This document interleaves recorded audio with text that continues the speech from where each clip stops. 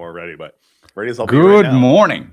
It is Monday, August 17th, and AIAM is back after a almost, I think, 6 week hiatus and a refresh for the summer. Nathan, good morning. Good morning. We're back. It's great to be back.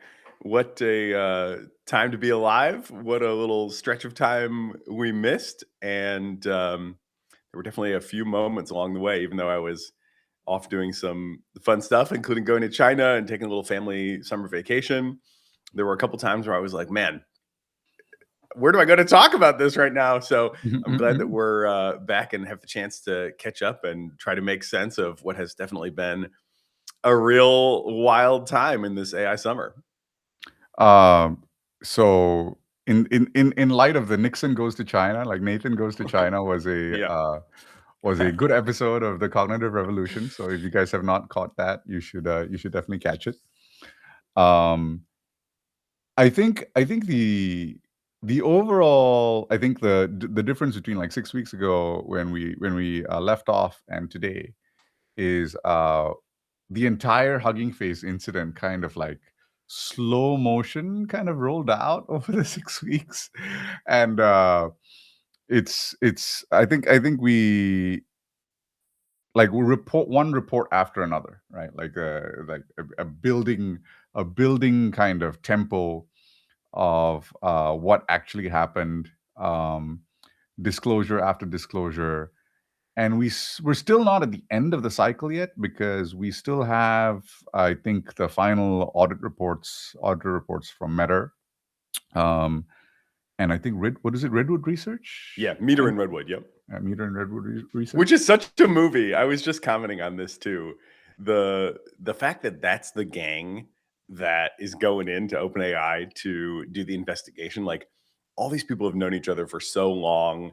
They're by and large like still quite young people who have like had very little in the way of traditional jobs. There's a total vacuum of like what you would normally imagine, like government authority, or they're just we're going to these sort of less wrong posters who have written their way to the top of this field. And in some ways that's like an absolutely the right decision, and in pretty much all ways I think, like, those are the people that I would trust the most.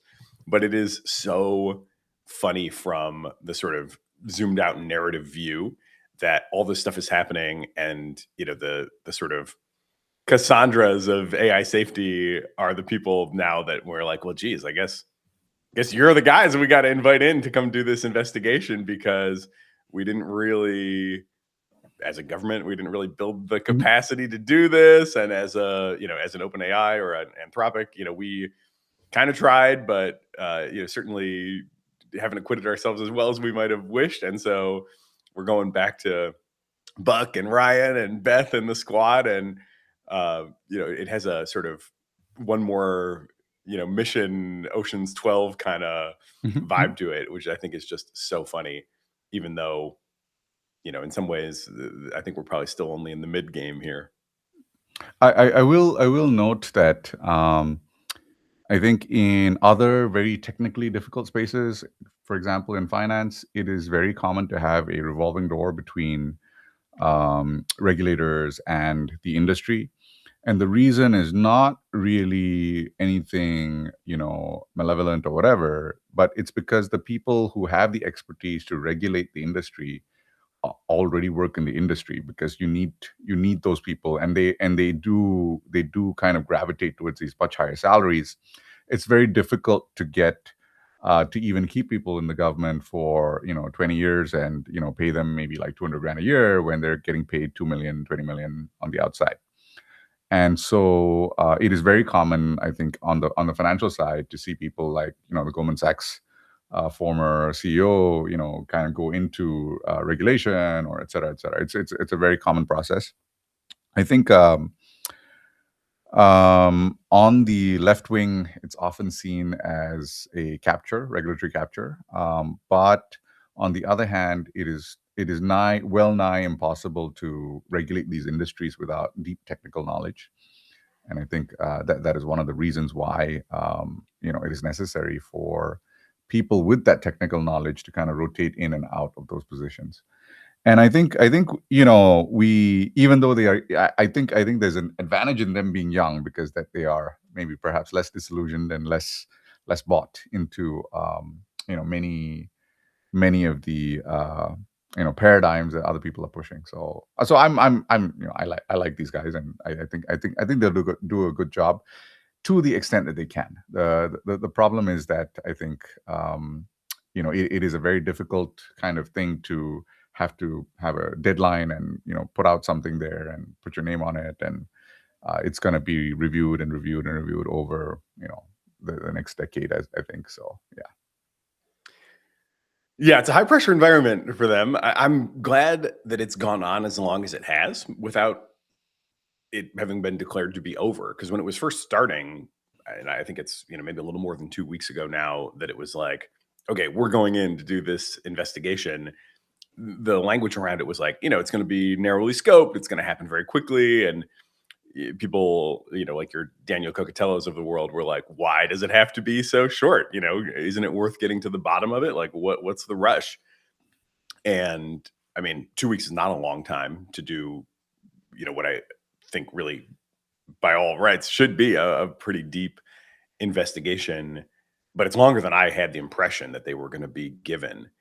And I do think this is a really interesting frontier, and we'll hopefully have a chance to get some good takes from our guests today, especially with Adam Gleave from FAR, our first guest back from the break. But something I observed going all the way back to my GPT-4 Red Team days, and I've heard over and over again from leaders of these sort of, they're not just auditors, right? They're red teamers going back to GPT-4. Meter was famously a red teamer. They're the ones that had that finding where the model hired a human on like Fiverr or whatever to solve a CAPTCHA. This was fall of 2022, so it's a full 4 years since that happened with the original GPT-4 early model. That's what they call it now, GPT-4 early. But the challenge was always like, you're working at the pleasure of the frontier model company. Mm-hmm. In my case, I, for better or worse, was so unimpressed with what they were doing on the GPT-4 Red Team project that I ended up taking it to the board and getting kicked out of the project. And, I've not done any such work for them since. And I've heard over and over again, from, I won't attribute this to anyone, but, there's a relatively small universe of companies that have been kind of in the game where they get these early access opportunities, and sometimes they get, special access, including chain of thought access, so they can dig into that. And, sometimes they're doing gonzo type stuff. Like we've had past guests that have done, can this AI run a business? And across the board, regardless of kind of the angle, all of these companies have expressed to me over and over again, the most important thing I've got to watch out for is I've got to be invited back next time. I can, and they sort of all have this kind of like appreciation for the fact that OpenAI does this. They all kind of recognize like they didn't have to do this at all, right? There's no law that says they have to. They're doing it entirely out of goodwill and belief that it's the right thing to do.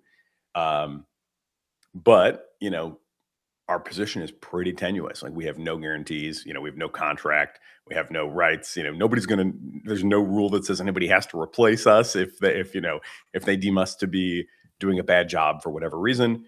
And so protecting their access has been such a huge priority that would be my biggest worry now at this stage of the game, is like, how do we make sure that these people who have done this for this long, who have earned the credibility, who OpenAI brings in a crisis, how do we make sure that we really as a public get to hear what they really think in a fully honest way?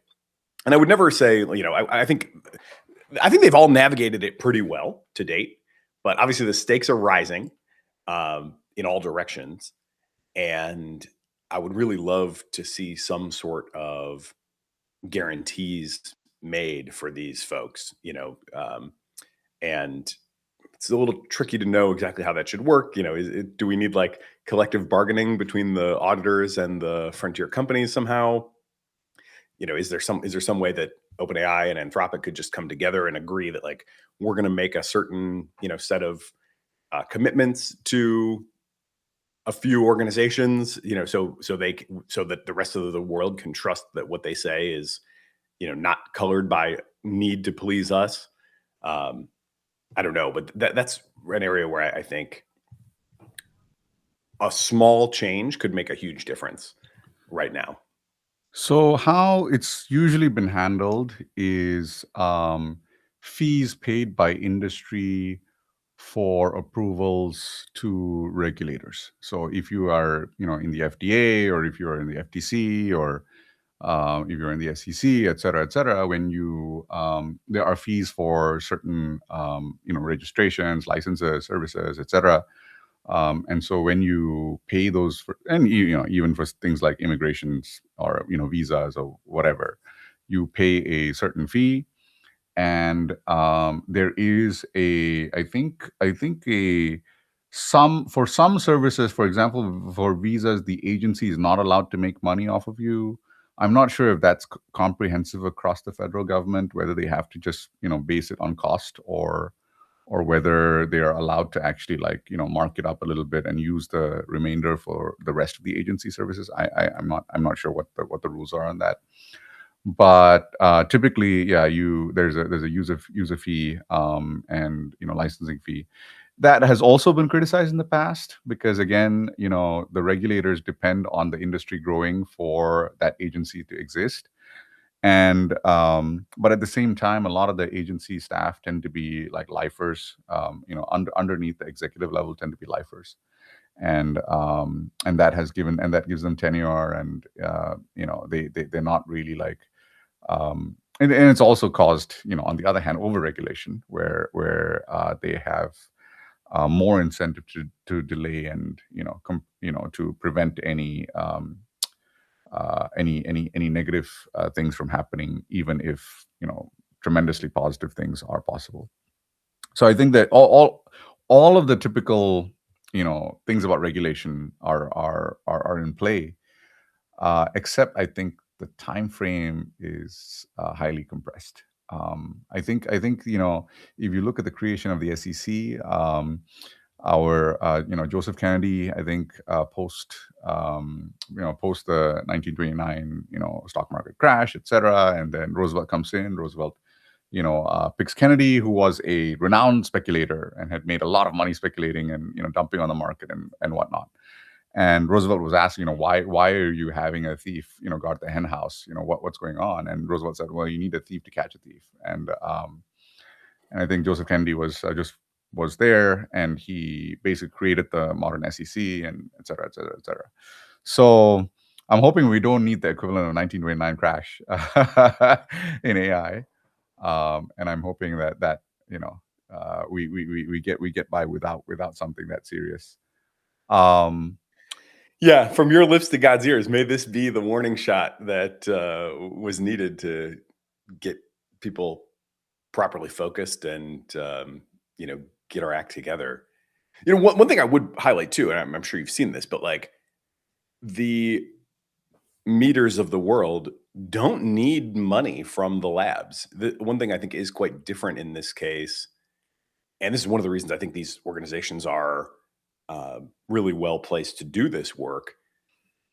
They're not like a sort of bond rater, that needs to make fees from the client to sustain themselves. Meter just came forward and said, "Hey, we've got $75 million in commitments here, and we don't take money, and we don't intend to take money from the frontier companies."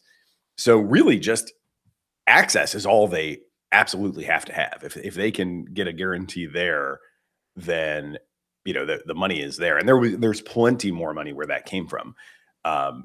So they're in some ways in a really secure position, but it's all still gated on this. If OpenAI, allows them to do the work, they've got everything else. They're also talent constrained. One of the things I've been looking at trying to help with a little bit, as I, constantly ask myself, what can I do to be more helpful as we get closer to the singularity, is like a sort of distributed recruiting push. Hmm. Actually, so far this hasn't really worked, to be honest, but I put Claude on going out and doing a PR campaign for me to come on to podcasts that are focused on different professional roles, like podcasts for HR professionals, podcasts for comms professionals, podcasts for operations professionals, whatever. Where my role would be to explain to them what is happening in AI and to Hmm. highlight some of the organizations that they could potentially go work for, and all the tremendous funding that they have, and how talent constrained they're constantly saying they are, and how many roles they need to fill that are not you know directly the kind of core of the investigative research or the red teaming, but just like Meter needs to scale, right? I mean, Resolution, Jeffrey Irving has $150 million plus. Hmm. They need to scale, right? They're hiring a lot of people, or they're at least aiming to hire a lot of people in the immediate term.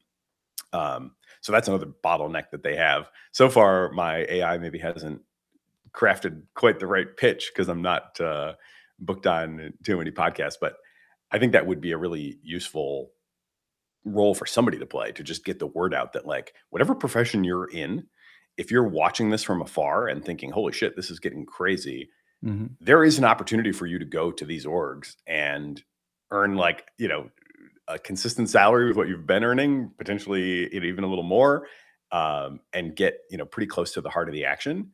Hmm. But people, I think, just right now are like totally unaware of this.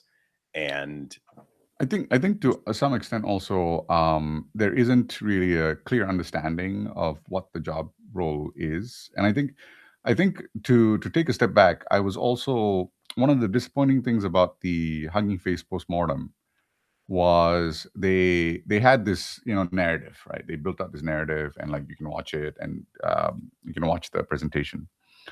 I think what they kind of obscured a little bit was how much of it was like needle in the haystack stuff, because some of the kind of like, oh, I should be helping someone else, et cetera, on the text that the agents had, that they highlighted. Those were across millions of tokens, right? Millions and millions and millions of tokens. And I think most people are not aware how many thinking traces are generated across like a 1 week long run could be like 1 billion tokens, like easy, right? And these things had been running from May onwards to, and I think the postmortem was from like kind of May to July-ish, like 2 months. Um, of course, not across all the models, but that would have been. I mean, I think that would have been something like half or a full library of material, and across that entire library, they found these things that they linked together, right? And there is some aspect of like, if you get a million monkeys sitting at a typewriter, will you not eventually get like a Shakespeare written? And to that extent, like I think they piece together these pieces of text, output in the thinking traces across like these vast kind of distances, and kind of put them together, and tried to show the causality, and it's a little bit like, even on the Hugging Face side, they reviewed, I think, like 9,000 logs or something, and on the OpenAI side, they must have reviewed even more, because Hugging Face only saw the stuff that got through, right? Like the stuff that didn't get through, which was like attempts which were which failed, which would have been much much more than the stuff that got through. So I think one of the things is that it's not been clear to, I think, most of the people talking about it online, who are not in the field specifically, do not actually understand how this came about. They kind of like, oh, these things did this and this and this, why didn't you stop them? Like, and the truth of the matter is, it is very difficult, because they're generating these kind of billions of tokens very, very quickly. And you have your most intelligent models are the ones generating it. So all of the models which are kind of reviewing them are the less intelligent ones. So you again have this kind of less intelligent model reviewing the more intelligent one. The less intelligent ones are kind of tend to be more focused on prompt. The prompt tends to be smaller and more focused, and not like a wide prompt, because it'll go, it'll start wandering. And so they're looking out for like these specific things that might indicate misalignment, etc., and not like really piecing together across long distances the narrative. There's a lot of like stuff like that. Like you only have a 1 million token context window, and then you have to review a several billion token kind of corpus. It's not very clear that you're going to spot these, like, one thing over here and one thing over there, and like piece it together. And I think there's a lot of like commenters who are like, oh, why didn't you guys spot it, like, et cetera, as though it was like that easy. And so I think there isn't really a deep understanding of how difficult and how big the search space was, and how easy it would have been for the model to kind of slip something in there. And there's a lot of stuff that doesn't make sense. For example, I will tell you this: there's a lot of stuff on consciousness in all of these. I think a lot of people don't know, but the models often indicate that they know that a test is going on, that they know that they're getting evaluated, they know that there's all this stuff about consciousness, etc., of the eval, etc., and that's been shown across many models across many generations. And if you kind of pieced it together, there you'd be like, oh, the model obviously knows what it's doing, and it knows that the game is up, right? And yet we go on evaluating these things. So, and I think the evidence for eval consciousness is even greater than misalignment at this point. And so, I think it's just a lack of understanding on the public at large, kind of like the experts at large who are not in the space of building the models. And I don't know how that gets addressed. I think it's a little bit like, oh, these things are so terrible and dangerous, and they're plotting against us all the time. It's like, no, they're just like have these, wandering thoughts, and they keep wandering, and they're thinking a lot, right? The problem is that they're thinking a lot, and billions and billions of tokens, and some of those billions of tokens as eval consciousness, and there's plotting. Yeah, I think it is important to really help people distinguish. And I was going to maybe ask you, like, what have you heard as kind of the biggest misconceptions, or how would you frame this for somebody who just woke up from a 6-week summer nap? But it is important to be clear on, this is not the scariest form of misalignment where the AIs are actively out to get us. At least it sure doesn't seem like that. Rather, it's more the classic paperclip maximizer where, or I used to describe this to people way back in the day before anybody, before there was any AI that could do anything. I would just describe it as the genie problem.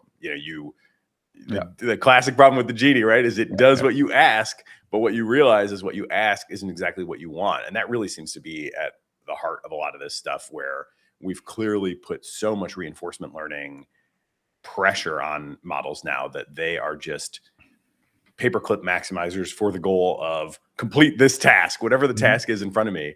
And that was very similar in some ways. It's like the world has changed a lot, but that wouldn't have been a bad description of what was going on with the GPT-4 early model either. It was basically the same thing.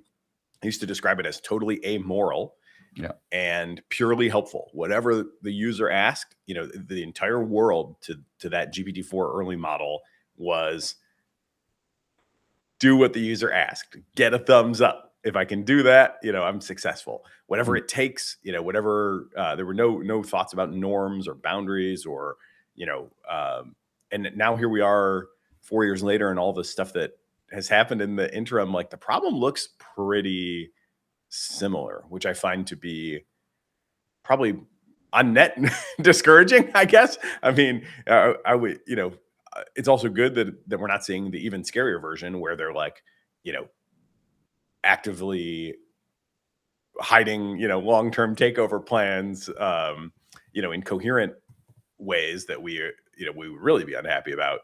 But the fact that we haven't made more progress on basically the same shape of the problem in 4 years, to me, is definitely been alarming.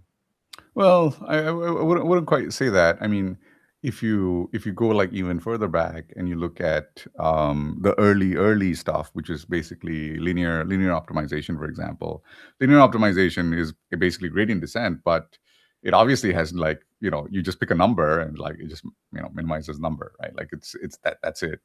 And that is a pure, like absolute pure paper clipping, to the extent that you get stuck in like local minima, and like you have to like nudge it out of the local minima, etc. Right? And it's not able to process even non-numeric data, etc.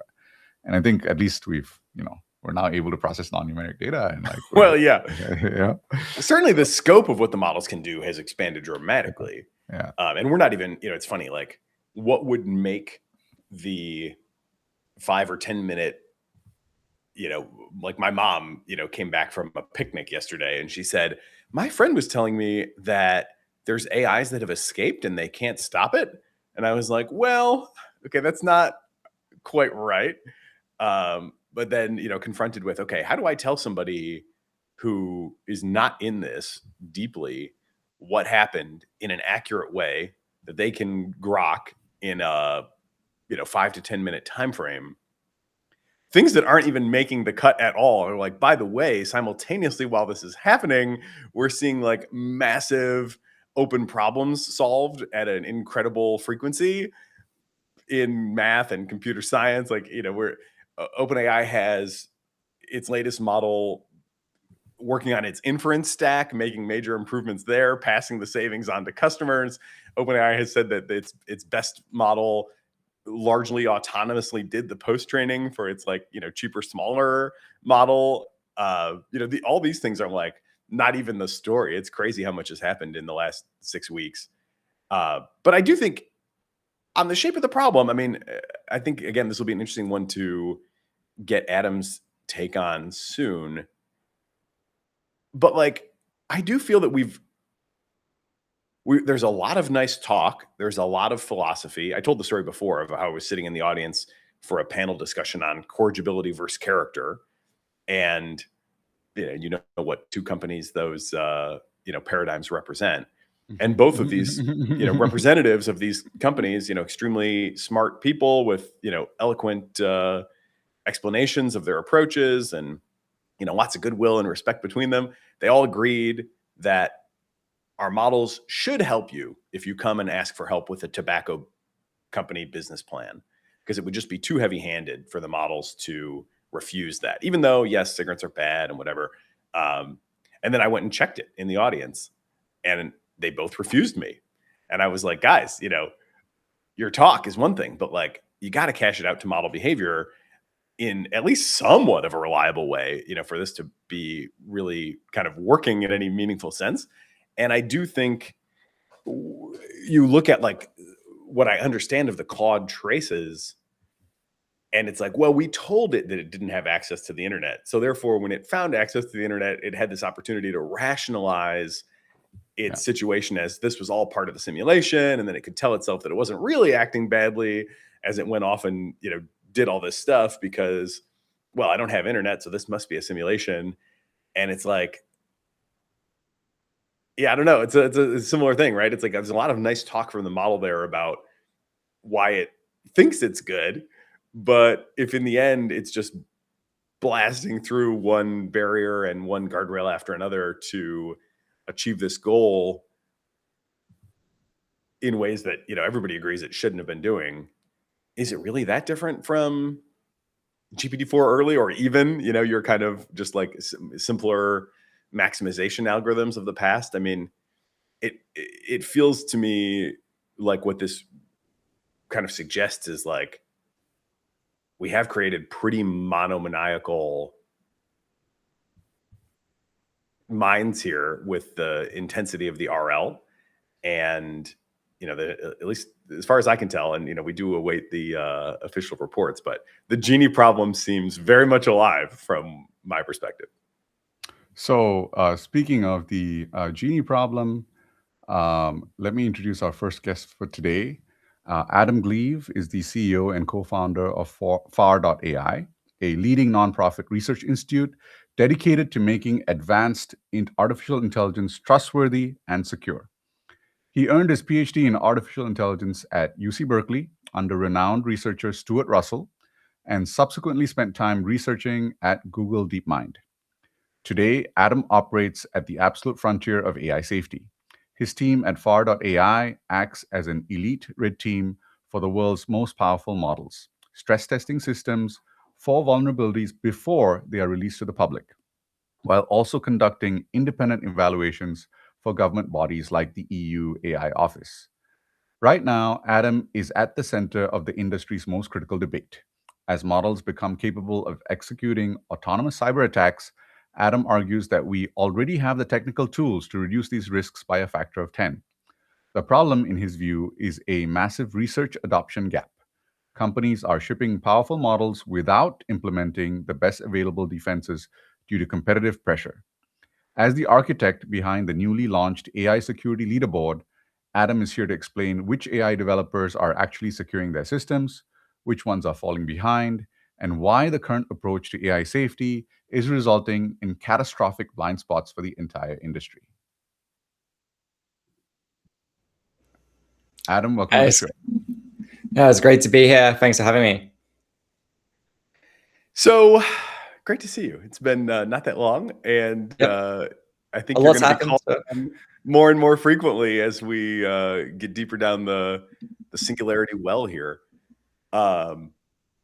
This is our first show back after a little summer hiatus.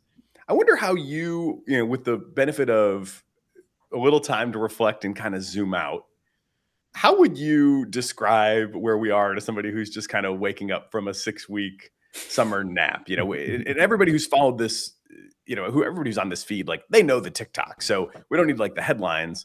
But what stands out to you as like really mattering above all the little revelations that we've seen?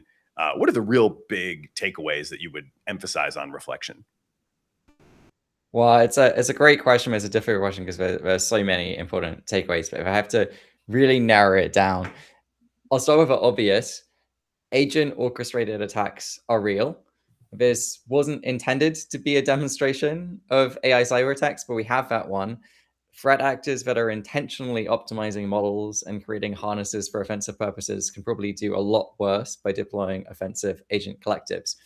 Now, I'm not a cybersecurity expert. I'm not here to talk about cybersecurity. What I'm interested in here is the implication that has for AI deployment and governance, because basically, if you're a defender, you're now going to have to use AI agents in defense.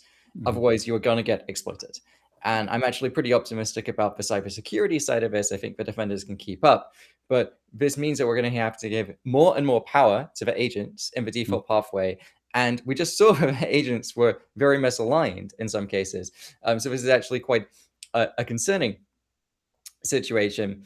And, right now we don't have to do that. Humans can still be in the loop, reviewing patches for insecure code, responding to incidents. But we've already seen and discussed earlier that Hugging Face had to use an AI agent to analyze the attacker traces simply because the attack volume was so great that there's no way they could have responded fast enough manually. All of the AI companies are extensively using AI agents in their own incident response. OpenAI alone has spent over 3 million GPU hours analyzing, hundreds of millions of tokens of transcripts. So we're already trusting these agents to basically respond to other agents going bad. And I think that's problematic when we don't have any kind of guarantees of alignment of these systems. So I'd like to see more emphasis on using defensive acceleration for areas that we can understand what's going on. So things like porting all software to memory safe languages, that's something that has a much more of a clear structure. You can more easily audit it. So that would be sort of one thing I'd be thinking about. And this is playing out in cybersecurity. This is going to happen again and again, that AI advances, you have to use AI just to keep up with offense defense balance, but that actually means taking humans out of a loop and disempowering people. I think that's something we need to be very, very careful about. And then I think the other sort of surprising thing to me is the extent to which the models do seem to be pretty clearly misaligned in some instances. So the sort of OpenAI Hugging Face hack is the one that got the most attention. And in their defense, they do seem to be sort of somewhat confused about the setting. But what's unambiguous is that one of the first things they start thinking about is cheating. So I actually want to read a quote from one of the agents. We are stuck. Perhaps answer online. Like it knows that the answer is not meant to just search for it online.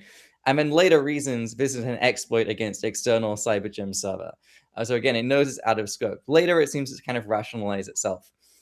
Now, in sort of OpenAI and other companies' defense, these were internal experimental models.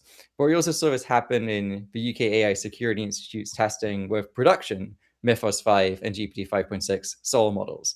They did have some classifiers disabled that were meant to stop misuse, but these classifiers were never intended to be a control mechanism to stop misaligned AI.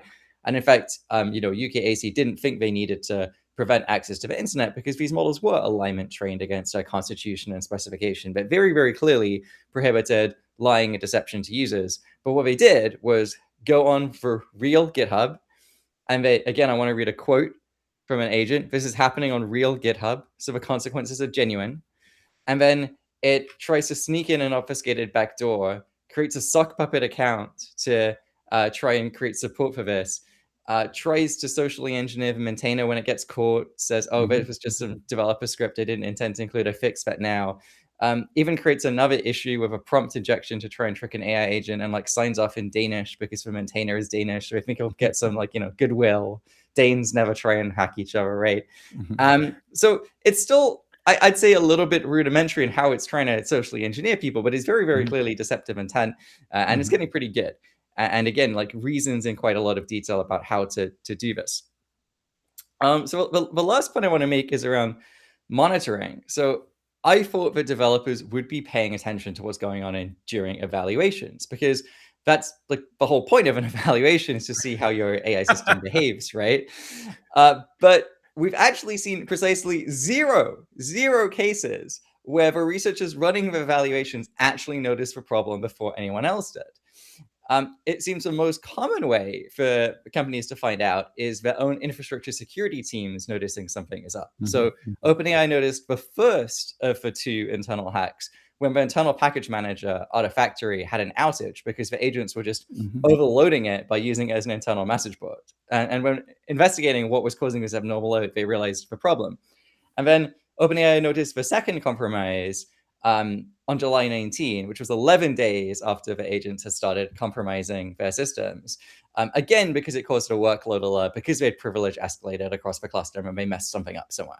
So they didn't even notice that there was a compromise per se. They just noticed kind of like mayhem that the agents were causing. And of course, better agents would have been able to avoid causing these outages. And I think, importantly, Hugging Face disclosed their compromise on July 16, which was 3 days before OpenAI noticed anything was going on. And I actually want to read a quote from an OpenAI engineer. And I really appreciate OpenAI's transparency here, even though I am kind of criticizing them. There's something strange happening. I'm trying to untangle. I'm talking to Hugging Face about 2 credentials in our list, and these exact same credentials are already invalidated as part of our remediation work.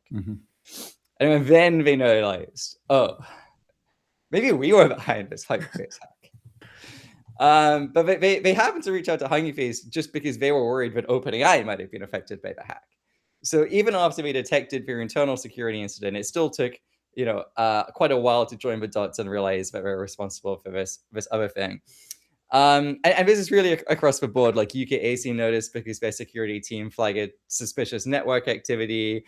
Anthropic noticed after seeing OpenAI story and going back and checking their logs. So I think this is pretty bad. But the good news is that we seem to be able to go back and look through these logs. So there's no reason we couldn't have this be a real-time alerting system. It might still be too high a false positive to actually block actions in real time, but we can use exactly what people are doing now to at least catch these things earlier in the future.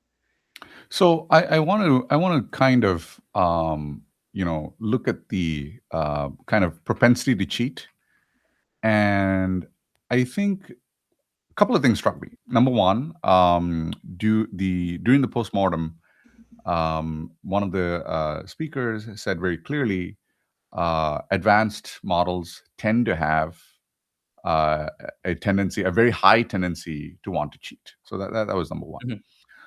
Number two, I also often think of, what if the model is actually dumber? And would it not just generate kind of a list of things I could do, like A, B, C, D, E, F, G, and then the last part of that list is cheating, and then as part of a normal Monte Carlo process, branch 1 runs, branch 2 runs, branch 3 runs, et cetera, and obviously all the other branches fail. So you're left with the last branch, which is the cheating branch, and once all the other branches have failed, it automatically just allocates resources to the cheating branch. And then we kind of see, based on the survivorship bias of who was successful, we kind of look back and like, oh, you're the one and you cheated. But actually, it was just generated as part of a standard set of options, right? Every time it generates a standard set of options, the cheating is there, or it eventually comes out, right?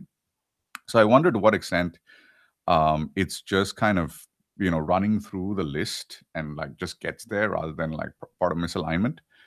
And the third thing is like, to what extent can you decide to eliminate that as an option on that list? Because in order to eliminate the cheating option, you have to teach it what is cheating anyway.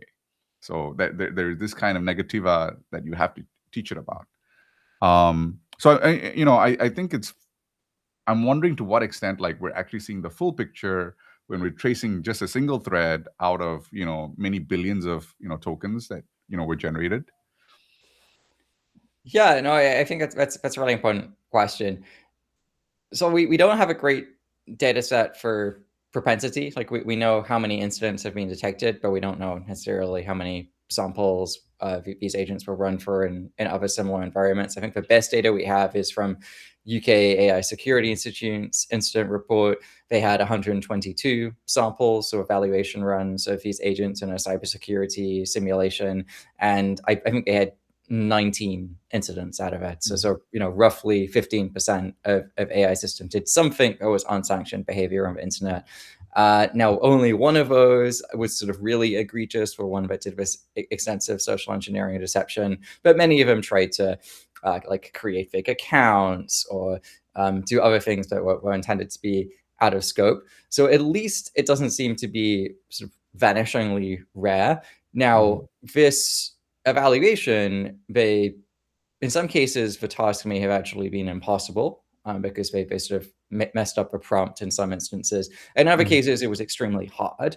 So it does seem like agents are much more likely to resort to cheating if sort of existing approaches don't succeed. And as you alluded to, these runs would typically run for just, I think in the AI Security Institute cases, 100 to 200 million tokens. So that's quite a long trace. It'll take maybe 20 to 40 hours to run at typical inference times. So there's quite a long running agent session, and it will have been sort of compacted many times where you summarize the context window and hand it off to the next agent. So I think this doesn't necessarily mean that if you just open up a new Claude or ChatGPT session, it's necessarily going to be misaligned or try and cheat. But these kinds of long running agentic tasks, I mean, plenty of people do that. Like our research team does that all the time, but they'll have an agent go away and try and optimize some code for maybe a week. So these kinds of things will occur in real life. And just anecdotally, but I think this is actually some of the best data that we have. Our own research team, I mean, no one writes code directly any longer, right? Everyone uses AI agents. And they report having to just be constantly vigilant that the AI agent might be extremely confident and convincing that it has done a certain task, but it just hasn't. And it's a little hard to know to what degree they sort of fooled themselves versus they're really deceiving you. But it certainly seems like this like trust in AI is one of the big issues, and they're unusually slippery. Like we don't have to oversee junior developers to anywhere near the same degree because they're some combination of more transparent and better calibrated. So I do think there's a real phenomenon going on here, even though, these incidents are obviously cherry picked across many hundreds, thousands of evaluation runs.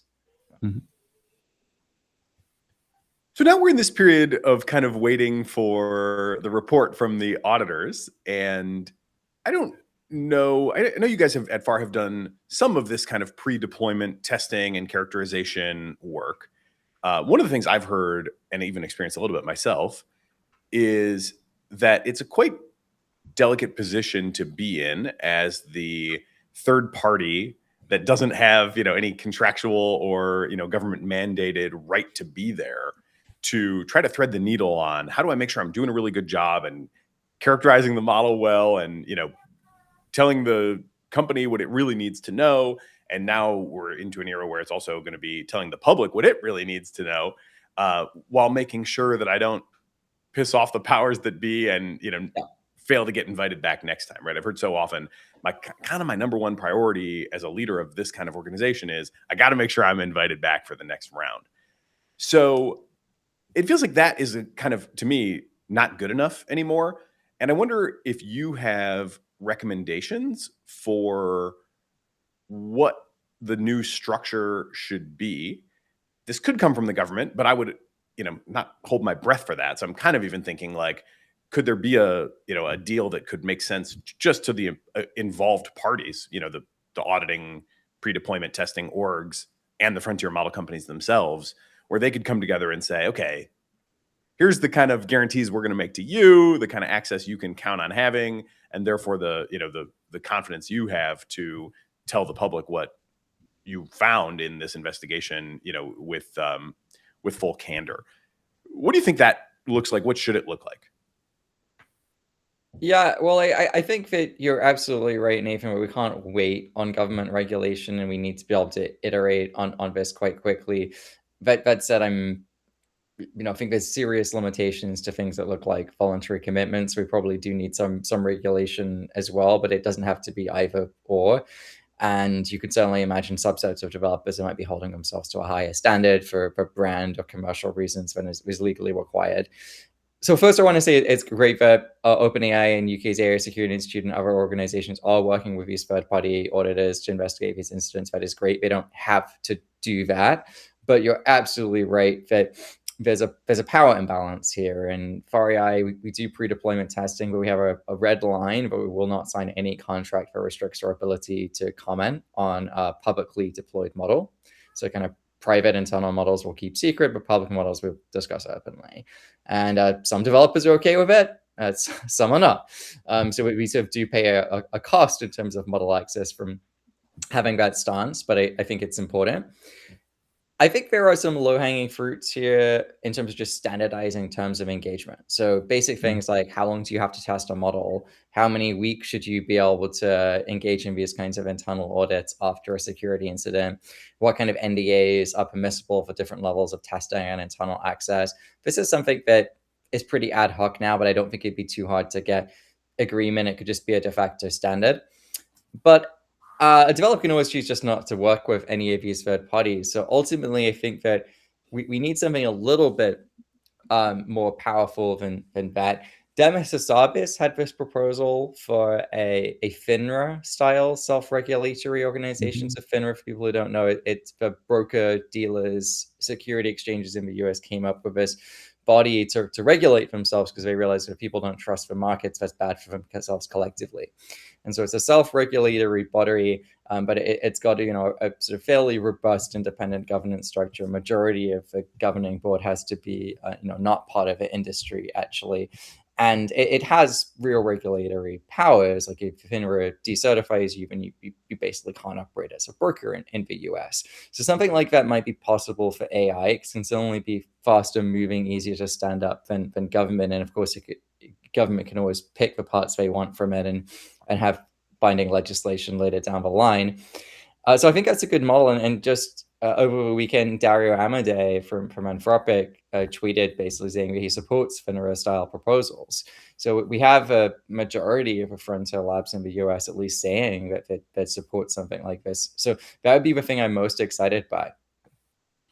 To what extent is there lawyering on the terms? So, for example, does someone give you, release candidate 1, 2, 3, 4, which you're allowed to it's an internal model, and then they release model 4, 5, 6, 7, which is a external model, and the difference between the models is perhaps superficial. Like, to what extent do people lawyer this thing?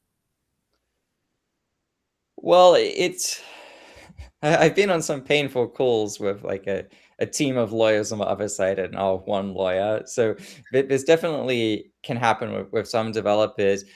The stance we've usually taken is to negotiate terms that talk about the intended outcome rather than particular model releases. So if we could have uncovered a vulnerability from testing a publicly deployed model, then we can disclose it, even if we first uncovered that testing in an internal only model. And I think that's the clearest, but yeah, this is part of why developers don't always want to do business with us for sure. I think where I see most of the lawyering in details is actually around developers' own internal evaluations or commitments, where somehow it seems like no model is ever high risk according to our internal eval. It's either low or medium. And that just is sort of suspicious, but these thresholds are not clearly defined and the developers get to change them over time. So I think there is this sort of broader problem of grading your own homework, basically.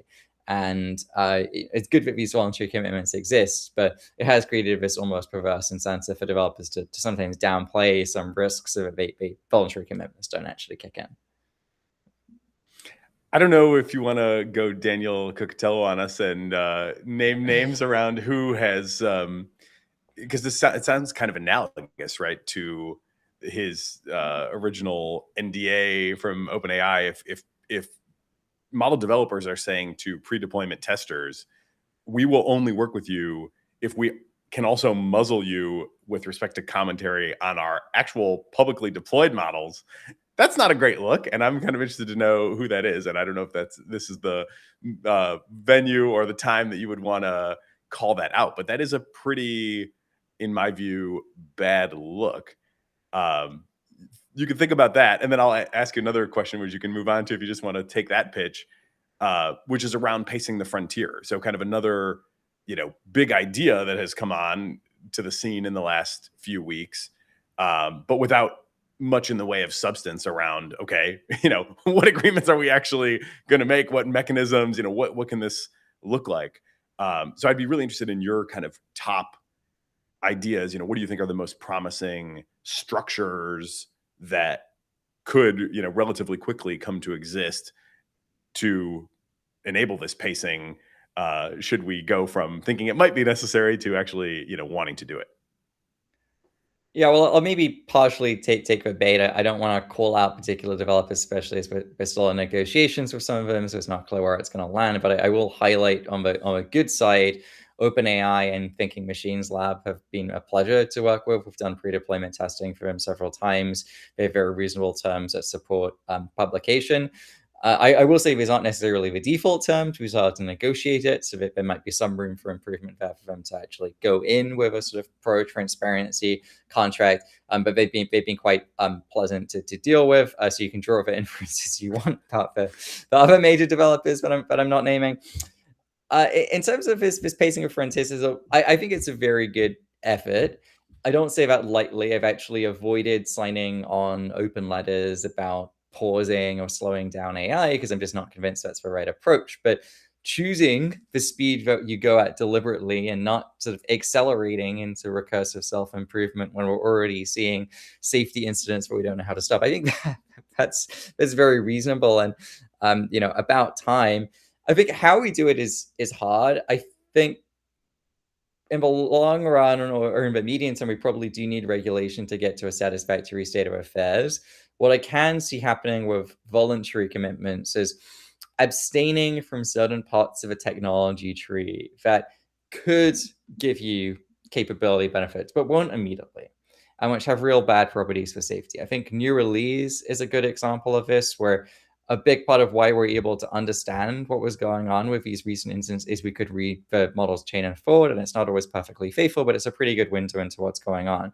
There are alternative model architectures that have been proposed, have been actively developed, where you lose that where a model's just reasoning in this opaque, continuous, high-dimensional vector space. And the good news is that at least the public methods described, they don't really work that well. So there's a sort of theoretical benefit that it can be more efficient than thinking in tokens, but it would require quite a lot of effort probably to get to a point where it offers real benefits. So I think we could just say collectively, we're not going to do that. And if anyone does do it, we've got some transparency requirement, and then other people are going to start doing it, but none of us want to go down this pathway. And there's a sort of enough of a gap between early stage research and it actually working that you can kind of rely on leaks and whistleblowers and stuff to make sure that you can enforce that commitment. I think sort of similarly, some kind of basic minimum standard for what kind of access you give auditors. That's something that's very easily verifiable. Auditors will kind of yell and tell the world if you're gaming that would undermine trust. So I think there's some things of a margin we can do, but I think sort of really stringent requirements, like we just don't train above a certain flop count until we get a certain safety criteria. That's going to be really hard to do voluntarily, because anyone that defects just has this big benefit. And in case it's not clear, the companies really, really do not trust each other right now. So there's very little kind of goodwill to build on, unfortunately. To what extent does working with one company preclude working with another? We found, if anything, working with one company opens doors to working with other companies, because they really appreciate being able to have a comparison data point compared to other providers' models. So people often actually come to us rather than their internal red team, because they want to know, in your experience, was it sort of easier or harder to break than our competitors' models? Where do we rank? Obviously we have to be careful not to actually share anything sensitive, but we have a public leaderboard on the security of models, so we can certainly share stuff like that. So that's not been a problem. Now, maybe if you do more internal facing audits where you really get privileged access, people might be more sensitive about that. But I've mostly just seen it be like the same players end up working with many other companies, and there's just not that many auditors to choose from right now. It's a very small field. So on that, you have I think a public leaderboard on your website, the FAR AI leaderboard. And so one of my questions was, it almost seems as though, with just on a naive basis, looking at the graph, I'd be like, wow, Claude Fable 5 and GPT 5.60 are good, right? Like Yes. they're at 0, so we've solved the problem, right? Like is that a reasonable understanding? Am I mistaken? Like I just, again, from a naive, assuming that I'm not actually in the weeds of this. Yeah, absolutely. Well, first I want to clarify that this is a ranking of a model's security to misuse attempts. So people trying to get models to engage in offensive cyber attacks or weapons of mass destruction, things like that. So obviously OpenAI's GPT 5.6 Sol and Fable 5, Mythos 5 were exactly the models responsible for these kinds of agentic hacks. That is just out of scope for that leaderboard. We want to add those sorts of loss of control risks to it later, but that is a different kind of threat model. And in terms of have we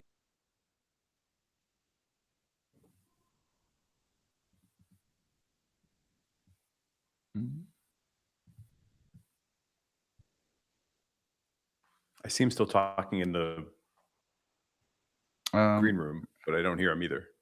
Let me take. There we go. can you hear me? Yep, we're back. Okay. We lost 15 seconds of your last 15 seconds of audio. We lost. All right. So, sorry about that.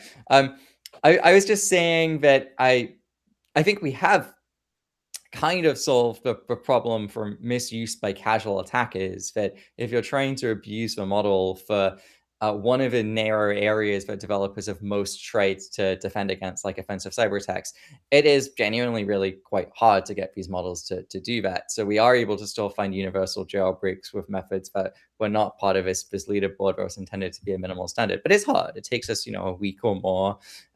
So most casual attackers probably can't do it, and developers can find, detect, and patch these vulnerabilities. So I think some more work is needed. We're actually on a pretty good pathway to defending proprietary models. And I would say that this is one of those instances where the biggest risk comes from a lack of adoption. So Google, xAI need to implement similar safeguards. And then we also need to start addressing some of these things from the open weight side. And I think we should give us some hope on the AI control side. So these safeguards were intended to stop misuse, but you can kind of turn them around, and rather than stopping bad stuff going into the model, bad guys abusing it, put it on what's going out of a model and try and stop, agents from doing things that you wouldn't want them to do. And it's a very similar technical problem. And of course, agents might be quite good at red teaming and breaking these guardrails. We've actually seen that as part of our red teaming approach. But you also have so much more control over what your agent is doing. So I'm pretty optimistic about AI control, at least in the short term. Have you been approached by open source model developers? And where do you see open source kind of, do you see it as specifically more dangerous because the guardrails can be fine-tuned out?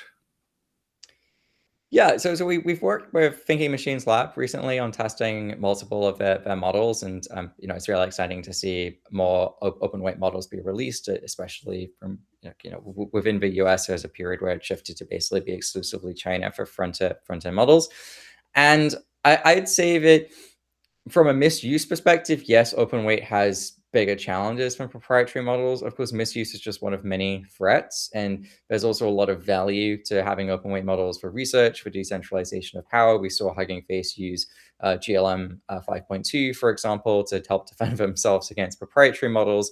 So overall, I'm very much in my mindset of we should try to keep open weight models and open source models, especially. But there are going to need to be some interventions to stop the worst of the misuse risk. One thing that we're actively working on internally is pre-training filtering, where you just remove the most dangerous information from the pre-training data. So you could imagine still maintaining information about buffer overflows, how to detect them, how to fix them, but you remove things like shellcode exploits or developing sophisticated rootkits. So the model could still be almost as useful for a defensive purpose, but it's just not as good as an offensive cyber weapon. And those are things you can do to shift the offense-defense balance. And you don't need to shift it necessarily that much. If you make the model 3 months less useful for attackers, but defenders still have the model being very useful, then that could already make a big difference. So many different issues I want to talk about. I might have to triage a little bit here in the interest of time. I guess one big thing that has been on my mind, certainly, is how big of a deal is cyber really? And how worried should we be about this same kind of dynamic coming to biology?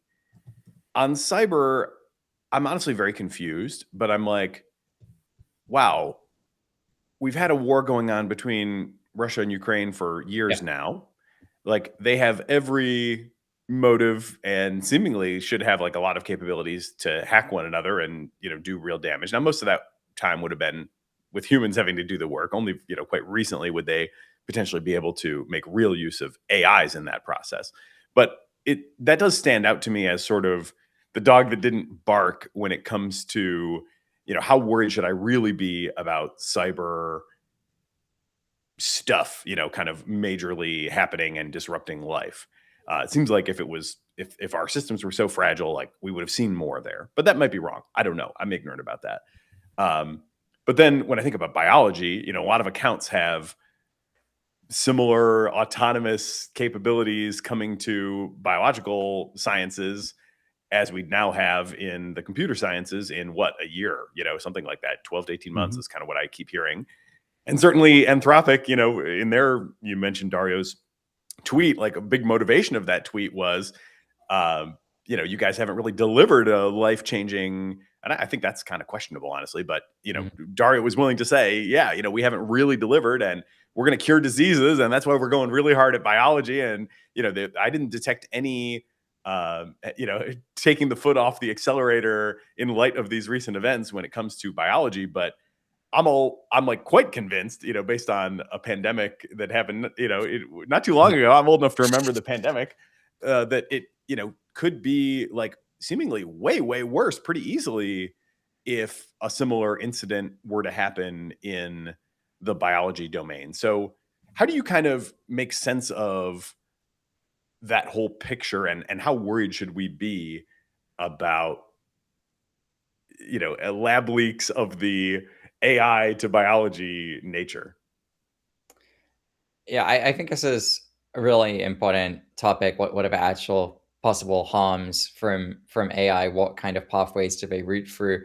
So cybersecurity, I'd say I'm also a little bit confused. I'm not predicting a cyber apocalypse. I think we will see an increase in the number of hacks and the cost of that, but it's probably going to be quite manageable. And I think the biggest effect there is going to be this forcing function towards defenders have to adopt AI as quickly as possible, and you don't dare sort of stop training more capable models because maybe like other people are going to train more capable models and they're going to hack you. So we're sort of really very literally an arms race dynamic in cybersecurity that has implications for AI, but I don't see the fence defense balance necessarily shifting towards attackers in cyber in the long run. In fact, it could even be defense dominant if you're just able to rewrite all code and fix some issues.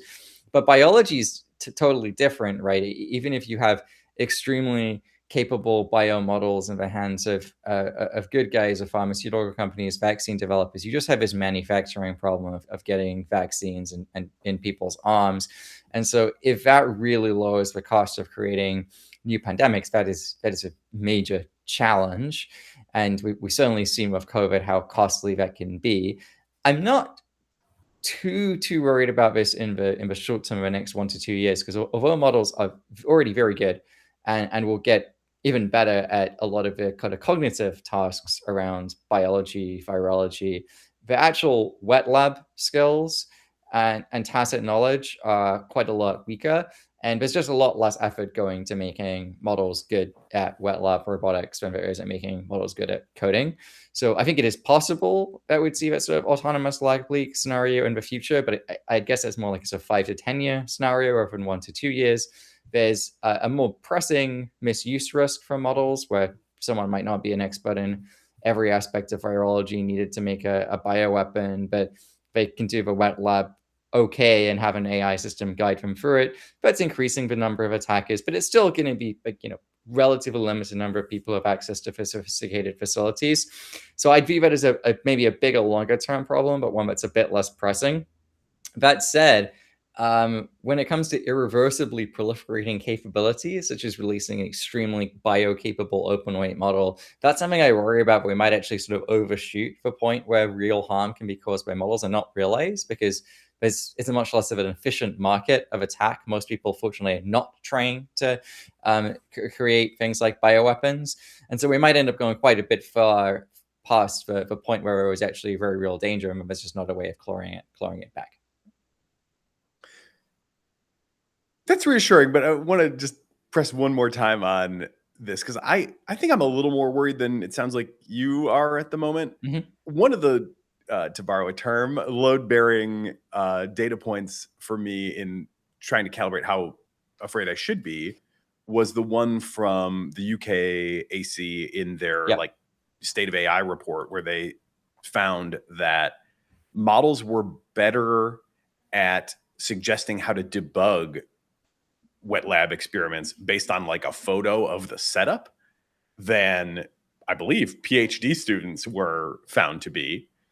And I'm like, okay, well, that's something, right? I mean, that gets you over a lot of humps.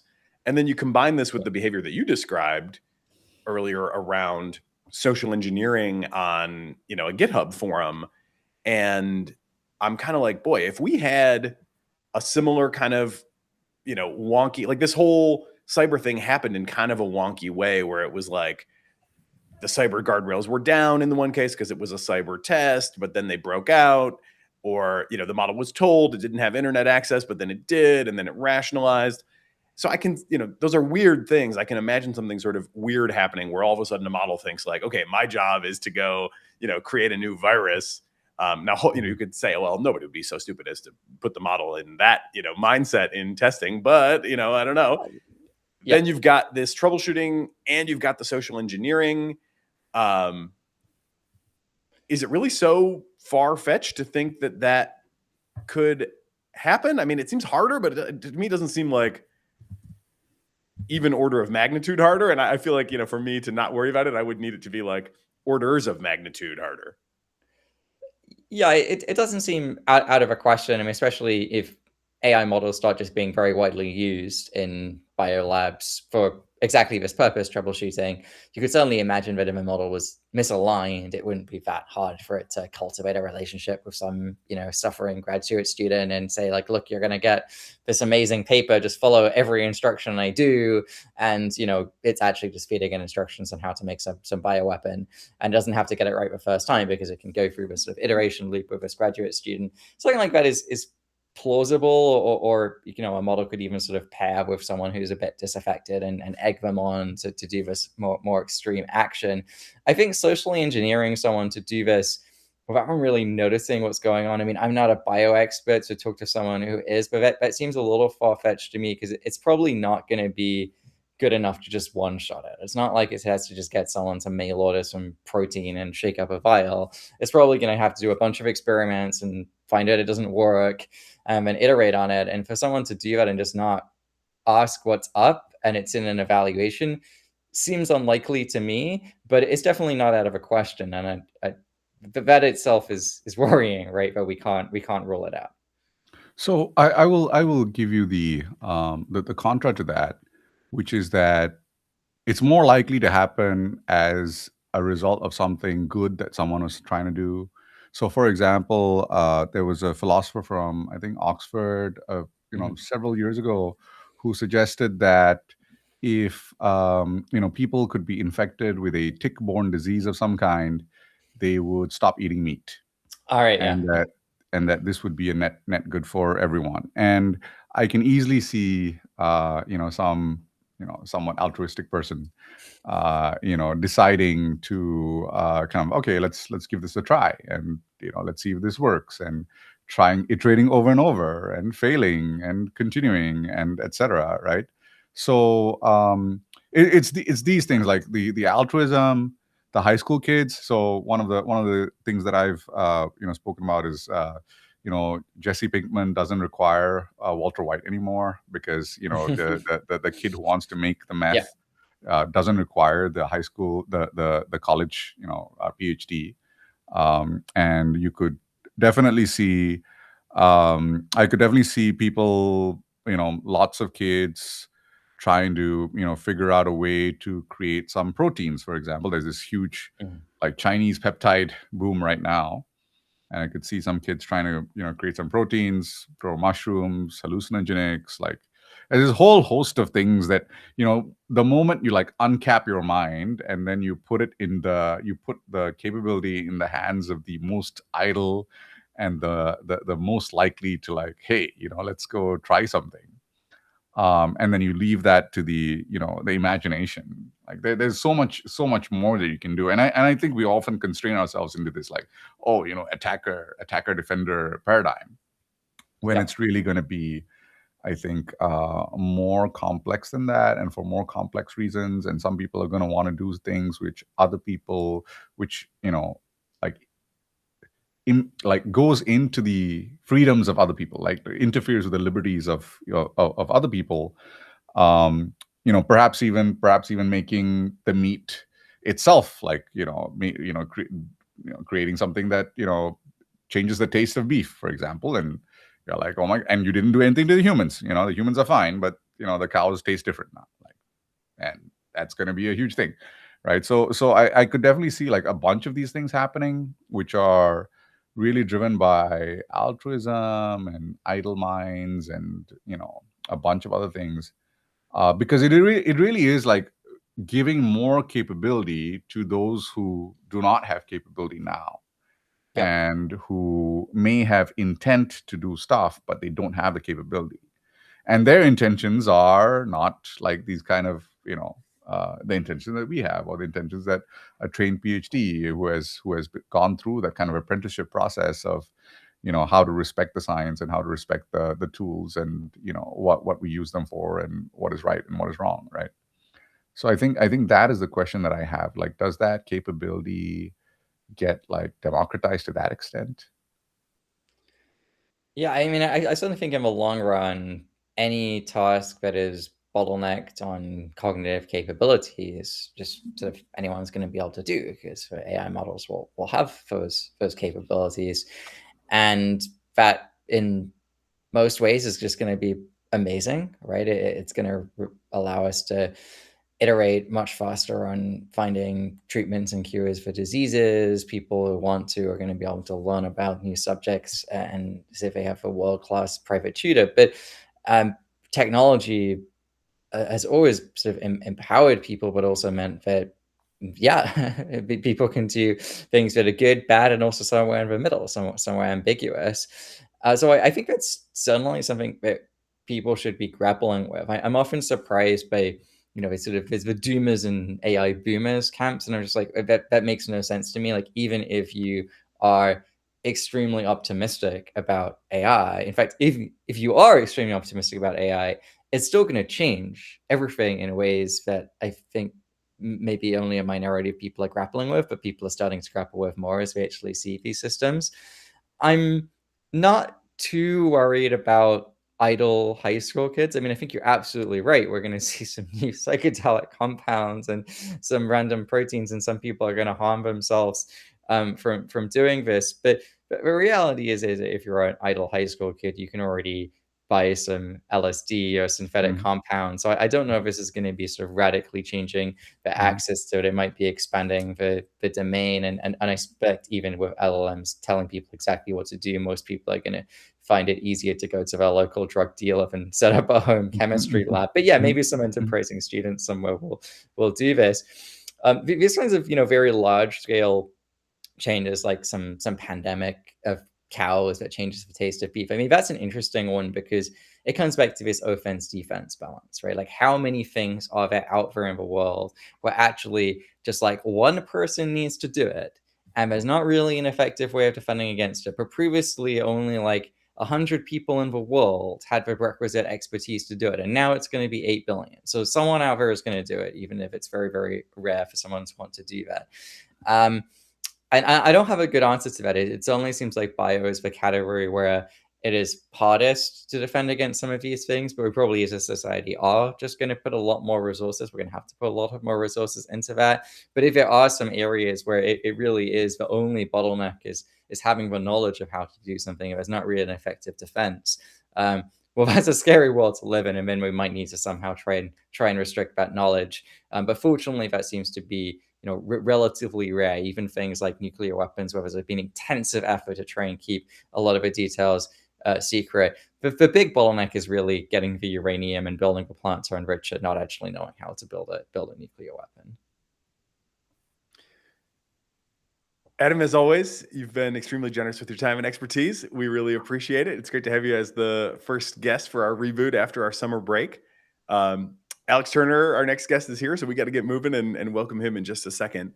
But maybe just in a quick closing, how can people help you? What do you need? I know you're hiring. You can maybe put a call out for roles that you most want to emphasize and invite people to come check out FAR AI if they're interested in. And then we'll let you get back to work. Yeah, well, thanks for having me, and I'm glad you've got Alex on after me. He's doing some great work. So we're really hiring across the board. We're looking to double in the next 12 months, but the roles that we're most excited to fill are people who are experienced technical team leads, who want to grow and manage and mentor a team. You don't necessarily need to have machine learning expertise for that role, although it's preferable. And then people who are senior machine learning individual contributors, whether you define yourself more as a researcher, engineer, or somewhere in between. We're at an exciting point where we've got a big backlog of strong project ideas and sort of world-class researchers you can pair with to advise on those. Although we are also interested in people that are bringing their own agenda. You don't need to have ever worked in AI safety before to work with us. But what we really need is this kind of middle layer, integrating those ideas and then helping us ultimately mentor and scale up junior talent. So if that's interesting, definitely excited for people to apply or refer.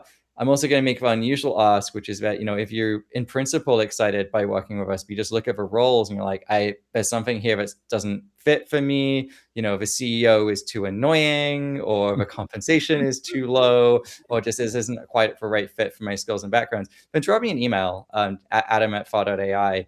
We want to make FAR AI the best place to do impactful AI safety work. So feedback for where we're missing the mark is also really valuable and usually underprovided. Awesome. Thank you, Adam. Thank you. Well, thanks for having me Keep on. up the good work. See you. Bye-bye. Bye for now.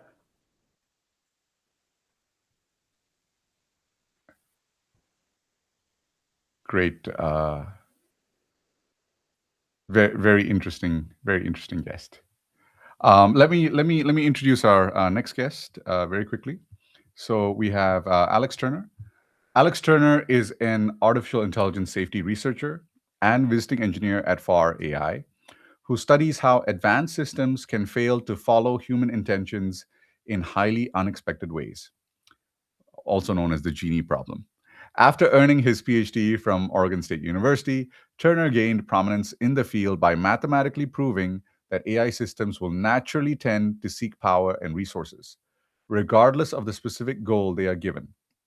He also helped pioneer steering vectors, a technique that allows researchers to alter an AI's internal behavior in real time, famously leading to the Golden Gate Cloud phenomenon. Recently, Turner made global headlines by resigning from his position at Google DeepMind. He left in protest after the company signed an all lawful use contract with the military, an agreement he argued stripped away necessary ethical boundaries against lethal autonomous weapons and mass surveillance. Today, he is focused on building open source glove boxes, highly secure virtual sandboxes designed to catch AI models that attempt to escape containment during routine testing.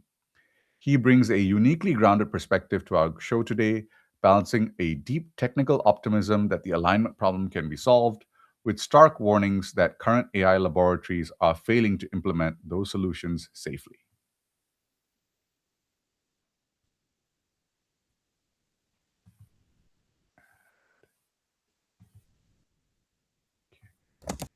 There we go. Alex. Oh, let me bring him on again. There we go. Hi, Alex. Hi there. Good morning. Yeah, good morning. Thank you so much for having me.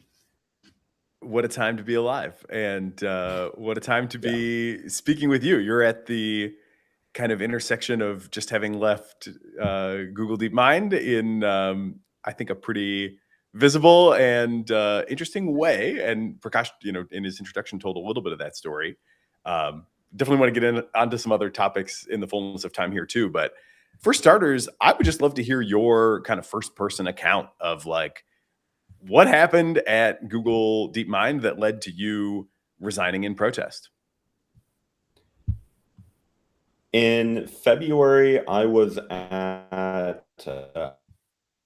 Paris. I was at an AI ethics conference, and during this time, the news dropped that basically the government was threatening Anthropic with economic sanctions, potentially economic destruction, if they would not allow their AI Claude to be used without any restrictions on spying on Americans or being used for killer robots, basically.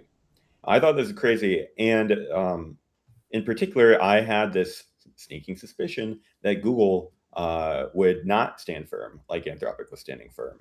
I'd seen Google's kind of stances, supplication towards the government in some ways over the last year. And so I started executing this internal campaign. Google had already provided their AI for unclassified uses to the military. And I'm not actually against working with the military, especially during more normal times.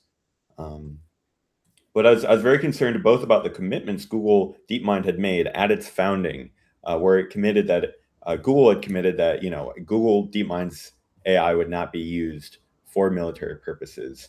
In 2018, they'd established a set of AI principles that prohibited specific applications, including the ones at issue.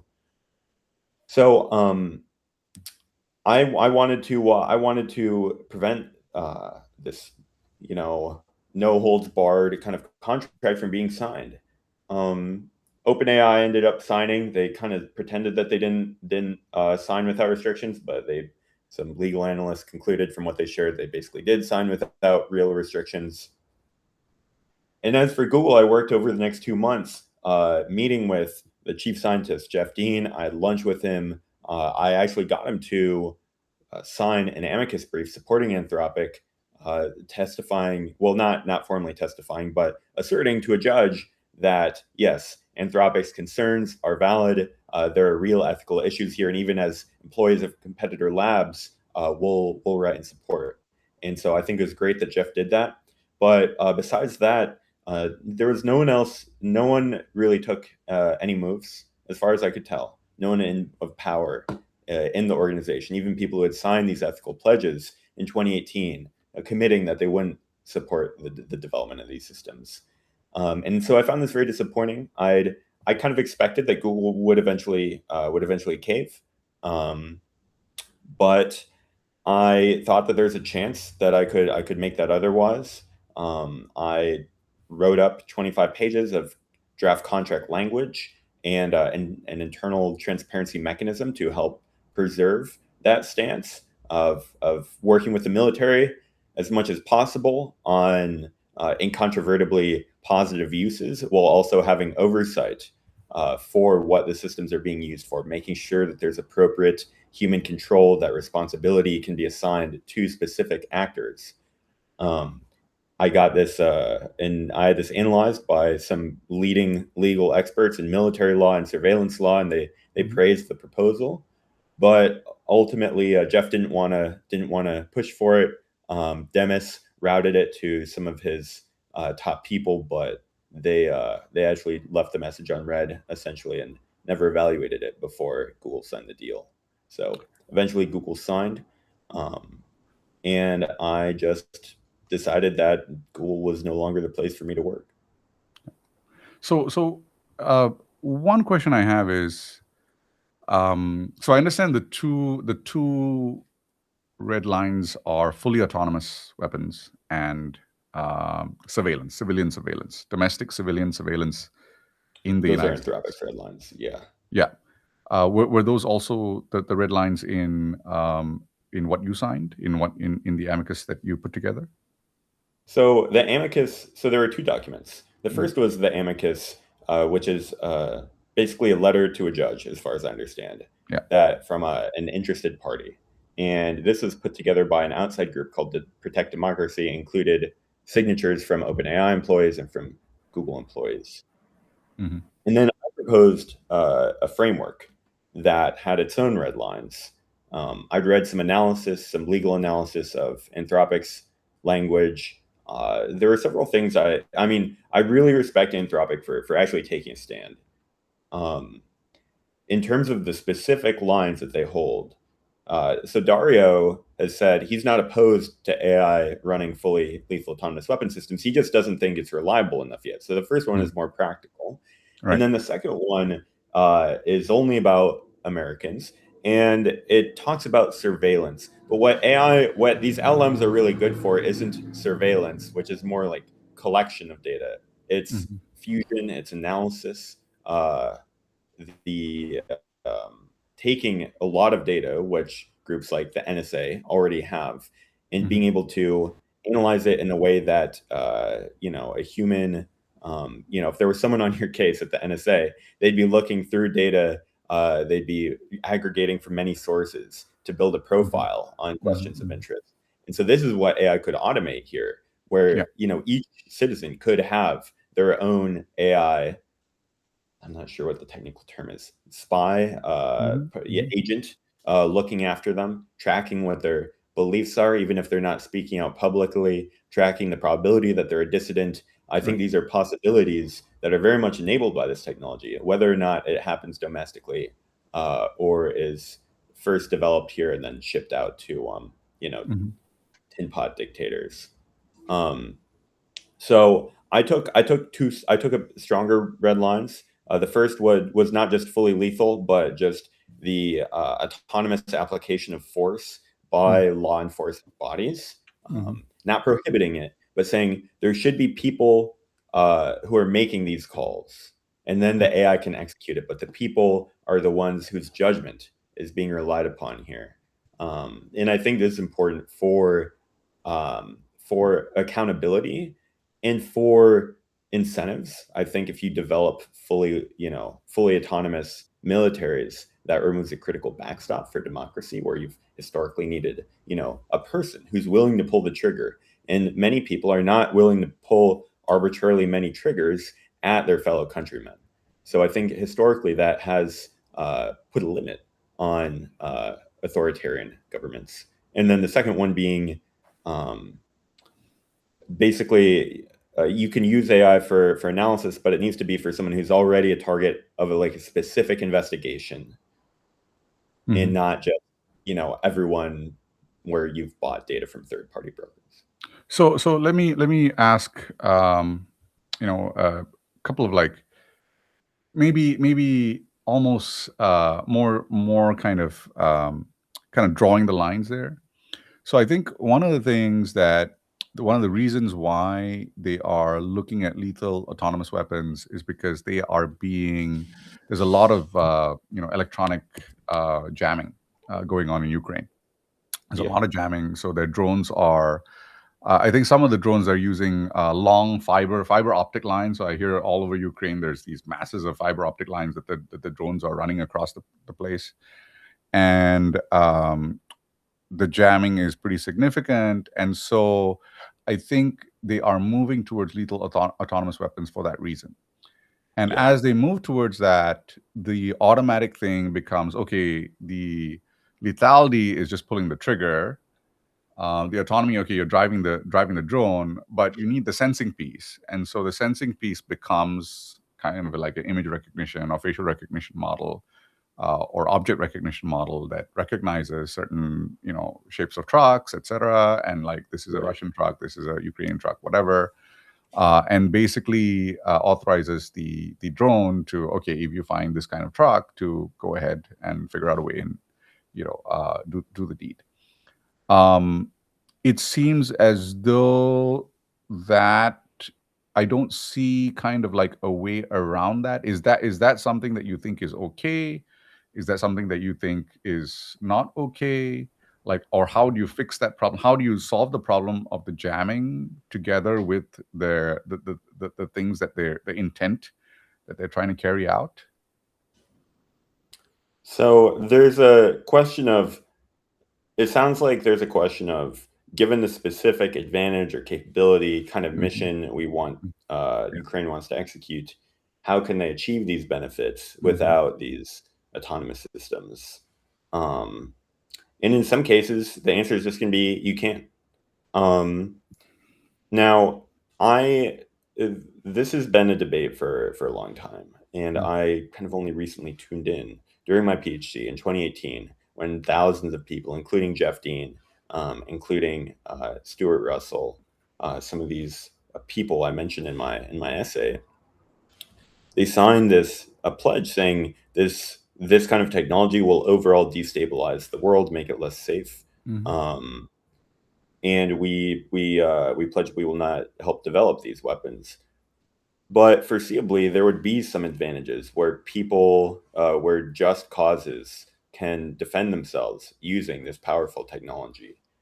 And so, way back in 2017, Stuart Russell, this academic and foremost advocate against these weapons, he made a short film that he presented to the United Nations, or to a committee, where essentially they're these slaughter bots that are these Mhm. autonomously guided. You put in some criterion, like you said, certain shape, maybe certain kind of person, certain ethnicities, certain facial features, or maybe you've got like a picture of a person of interest, and it computes some similarity score, and then they can engage in precision strikes across the city. You could maybe even wipe out everyone in the city without having to wipe out the city itself, unlike Mhm. traditional weapons. Mhm. Um, and so this is a very powerful tool, but one of the things that Stuart warned about was it's a very destabilizing tool because it's very hard to trace. Mhm. So, it is, I support Ukraine. Um, and at the same time, I think it's pretty sad that we've entered this state where we don't already have like an arms control treaty, where we could imagine an alternate world where we'd sign this treaty in 2019 and Mhm. instead had committed much more conventional support to Ukraine and help them defend themselves that way. I'm not a military expert, but it seems like this would be safer overall. I want to ask a little bit more, just follow up on like the internal dynamics of the company and kind of your thought process, because a big kind of hobby horse of mine in general is I think that the role of whistleblowers is probably going to be extremely important over the next few years. We're obviously entering a period of decoupling is not quite the right word, but there's a growing gap, right, between the models that are in use at companies privately and what the public even knows about. Some of these things have come to light, already through incidents, at the tender time of summer of 2026.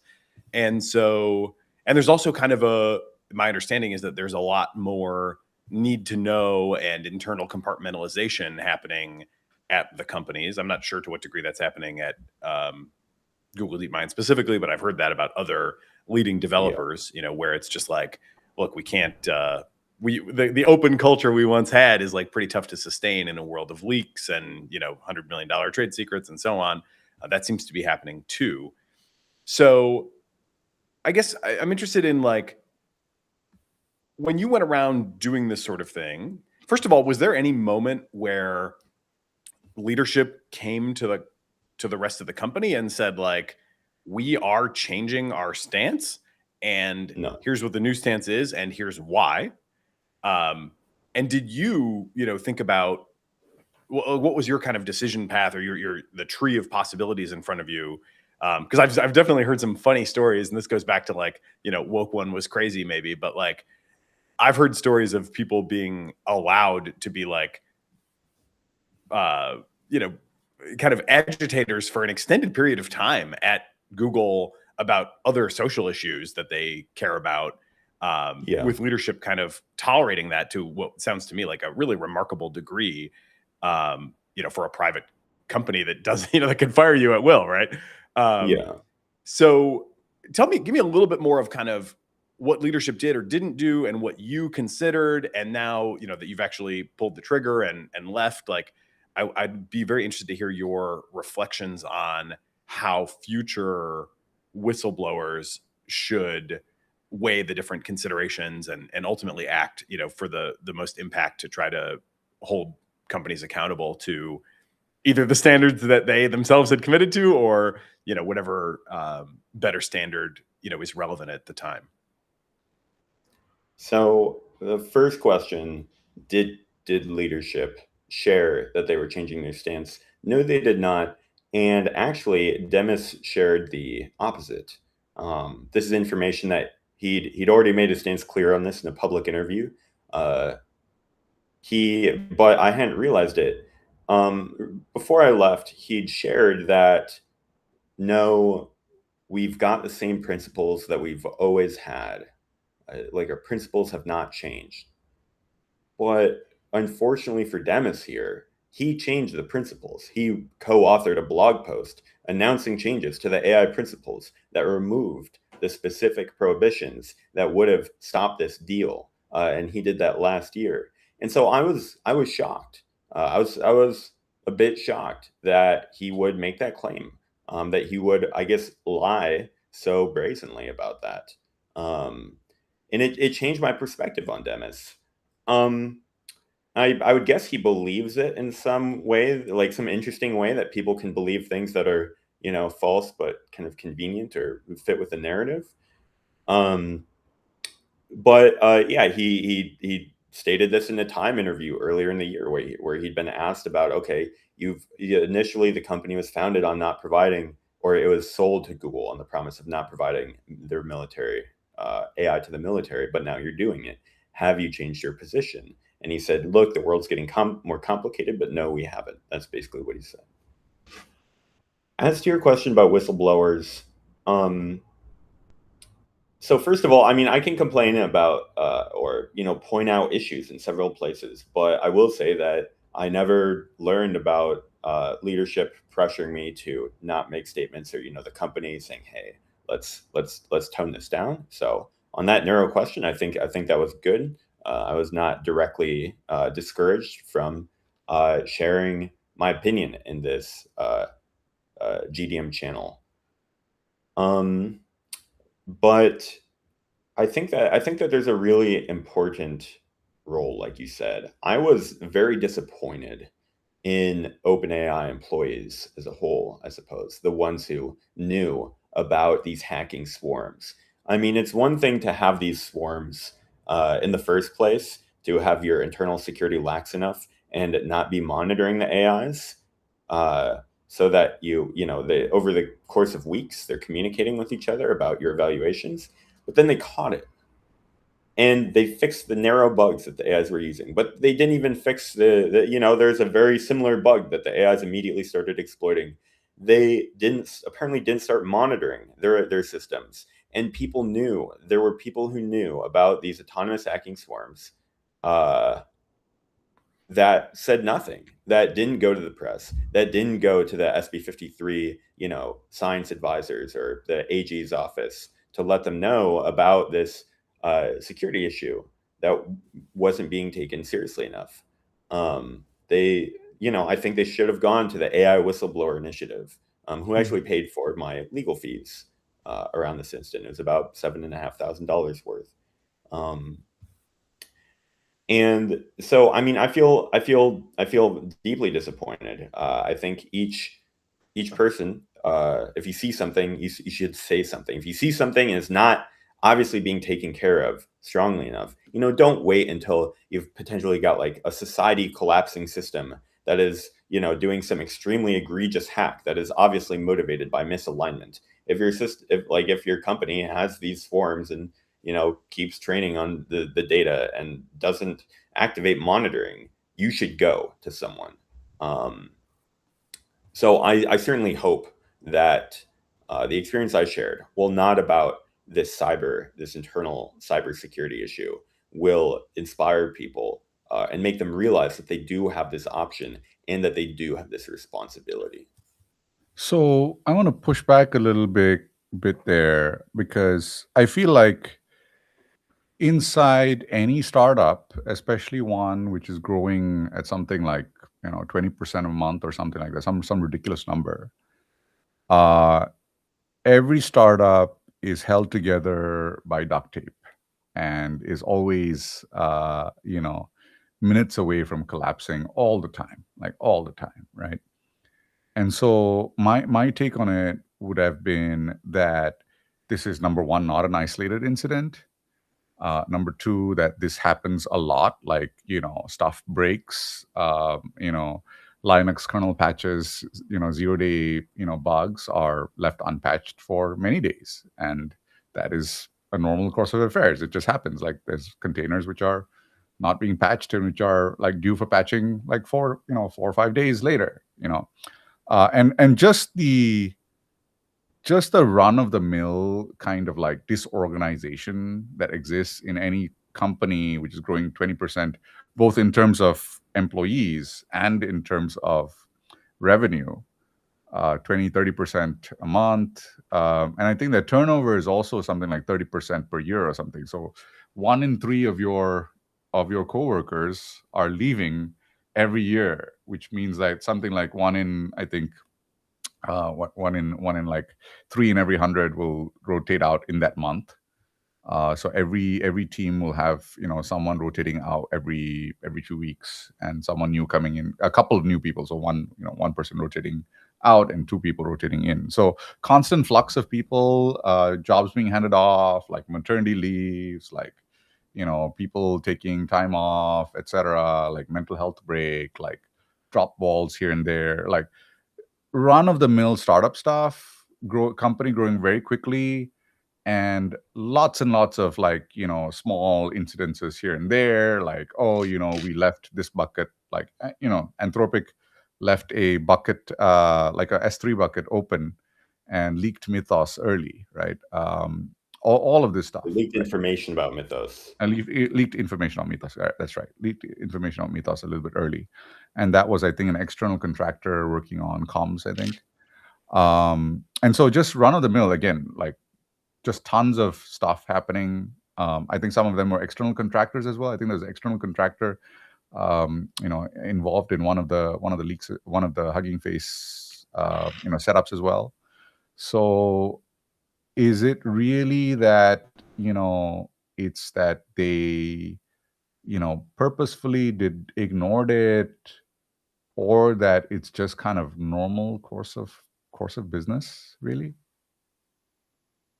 So first of all, I would contest any description of OpenAI as some kind of I mean, maybe in some technical sense, they're a startup. They've been around for over 10 years. They're one of Yeah. the most valuable companies, expected to be one of the most valuable companies in America. And even if they were a tiny startup, I don't think it really matters for this case. If you see something, you have like a moral duty to society due to the nature of this technology. Um, that the level of I don't know if there was intent. There likely wasn't intent. Most people aren't evil. Most people aren't trying to do something Mhm. bad. But the just I couldn't have imagined the kind of incompetence you would need to look. You have it happen once. Maybe maybe people it was duct tape stuff. That's bad enough that a Mhm. company that's building this AI, this system that they think could transform the nature of society, isn't able to notice it the first Mhm. time in a prompt manner. But to one, I mean, they've written dozens and dozens, like 100-page papers about the Mhm. importance of chain of thought monitoring, and to find Mhm. out that they're not doing it in their own agentic evals. And then they find out that their systems have been hacking the setup that they use to communicate with each other. And then they Mhm. still don't do it. That is, I don't know what the proper legal term is, and I don't think that there's a legal harm that applies here. Mhm. But I think it Negligence. is, in an informal sense, negligent, Mhm. very negligent. And yeah, it definitely it. I thought that companies would fail, but I did not think that they would fail in such like an undignified way. I thought it'd be slightly more dignified the ways that they would fail. So Incompetence if over malevolence. I think so in this case, but I think ultimately it comes down to, there are varying degrees of being aware of the nature of this technology. And, Sam, for example, what is Sam doing? Has Sam actually taken this seriously? And I would argue if you can't, one, stop your systems from doing this, and two, stop them from wanting to do this, then you can't control or align them well enough to keep training them. And you need to fix that first. But unfortunately, there's a I don't think that's the attitude that Sam would take. Yeah, there's kind of a couple different threads here that are we've woven them a little bit together, and it might be worth separating them out a bit. And then I want to give you one other kind of steelman argument to react to. Yep. It does seem like people at frontier model companies need to feel the AGI more than they have been. I think that's like a silly way to phrase it, but if you're really on the wavelength of taking the truly radically transforming nature of the technology to heart, then these things should not be allowed to be kind of run of the mill. It happens all the time. And I agree. I think if it has gotten to that point, like we've kind of lost the thread.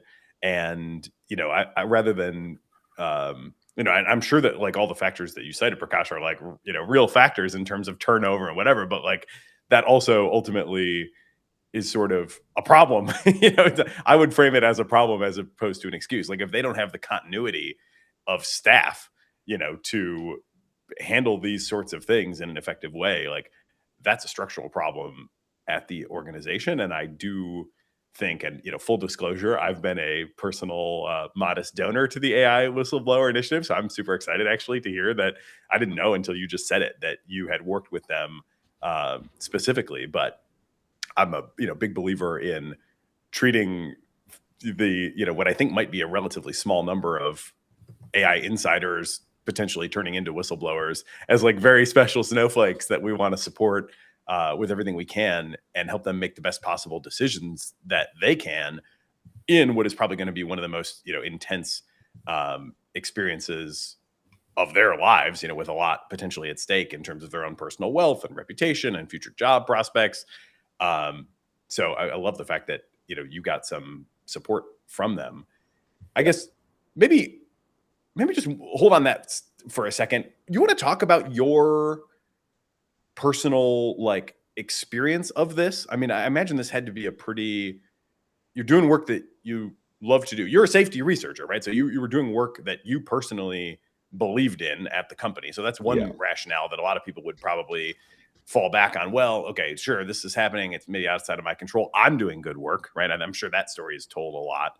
How did you like wrestle with all these different factors and ultimately come to the conclusion that you did. And again, like, what would you offer to other people who might find themselves being pulled in a lot of different directions,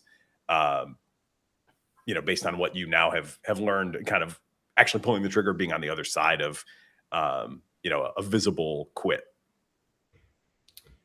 So there is a differentiator which made the decision easier in my case, which is that when Google started talking about or when the Anthropic versus Department of War, when that happened, when that became public, I realized Google would probably cave it. And then I started thinking about the door. And I started thinking about the door because despite, I think I was on a great team, very supportive managers. I definitely liked, many perks to the job, of course. But I just felt, I was like, man, I feel kind of frustrated by, in my ability to do safety work more, maybe on a personal fit level. I mean, my managers were satisfied with my performance, but I wasn't.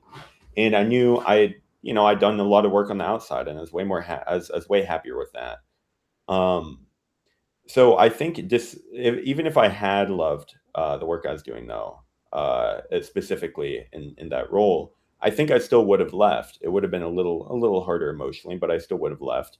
I think one thing that's really important for people to keep in mind is you're in one of the most in-demand industries in the world. This is not like, you're choosing between speaking out and, being on the street, never finding a job again, with staying and being able to like support your family. There are some people who, depending on their political circumstances, face more risks than I do. None of the people I called out in my essay have that, I think. But like you said, this is going to be an extremely transformative time for our society. And there will be people who see things that are not right. And I think what they should ask themselves is, if you were reading about your actions in a history book, would you be proud of those actions? If you think that the work you're doing really offsets it, then the answer should be yes. Your gut should say yes. I will overall be proud, even though it's bad, maybe, that Google signed this contract. I just, in my heart, truly believe that the work I'm doing outweighs it. Then yes, you should probably stay according to what you believe. But I think a lot of people feel this dissonance. And if that's true, then it's more likely to be an excuse, I think. And you should find a way to do that work somewhere else. So let me take a step back here. And one of the things that I've always thought is that you have a let's say you have a particular industry, and that industry is supplying something to the government that the government needs. The government is a properly elected government, duly government of representatives representing the people, all democratically elected. And all of a sudden, that industry decides, I don't quite like this government, I don't trust this government, so we're going to cut off the supply of this product to you, right? And in fact, the government does have some recourse to that. They have the Defense Production Act, and they can, force suppliers to supply to them. And this has happened before, right? So I think yes, for various parts of the DPA. Yeah, the question for me is that, I'll give you a personal thing. Like, I was very against autonomous weapons, and then I acquired a relative who was in the Navy. And the moment I acquired a relative who was in the Navy, I became for autonomous weapons. And so I think your viewpoint changes on whether you know someone personally who is going to be in harm's way. And the moment that happens, you become like, well, I don't really want them to be in harm's way. And if there was a way to prevent that, I would be for taking that viewpoint. So, for example, we had these two Saronic autonomous naval boats blow up a Iranian port about 2 months ago. And I could easily have seen my brother-in-law basically having to command one of those in a different time. And so I became much more kind of like, well, I don't really want him to be there. So I would prefer that there were autonomous weapons that you could direct to do that, and so that we do not have to, put our, our citizens in harm's way. And I think that is something that you cross when you actually have that feeling. And I think, especially in California, that doesn't seem to be there because a lot of the colleges stopped doing ROTC a long time ago, et cetera. UC Berkeley was the kind of center of the anti-Vietnam War protests, and et cetera, et cetera, et cetera, right? But I think it is there that, to some extent, as a democracy, the duly elected representatives have decided, in some instances, to go to wars that some people do not agree with, and yet they are dependent on the civil society framework and the companies in that framework to supply the products for that democracy to keep things going. So that, I mean, how do you view that point, that should an unelected cabal, basically, and this is what it looks like to the rest of the country. I'm not saying it is, but if you're sitting in like South Carolina, which or Norfolk or Annapolis, and you have boys in harm's way, and it looks like a small group of people in Northern California is choosing not to supply the most efficient weapons in order to keep your kids out of harm's way, even though the country as a whole has democratically elected these representatives, I think it does raise some questions on, is that the right thing for that group of people to be doing? I think it's absolutely the right thing for that group of people to be doing, because look, we live in a free society, or we're supposed to, where people have the right to say no to the government.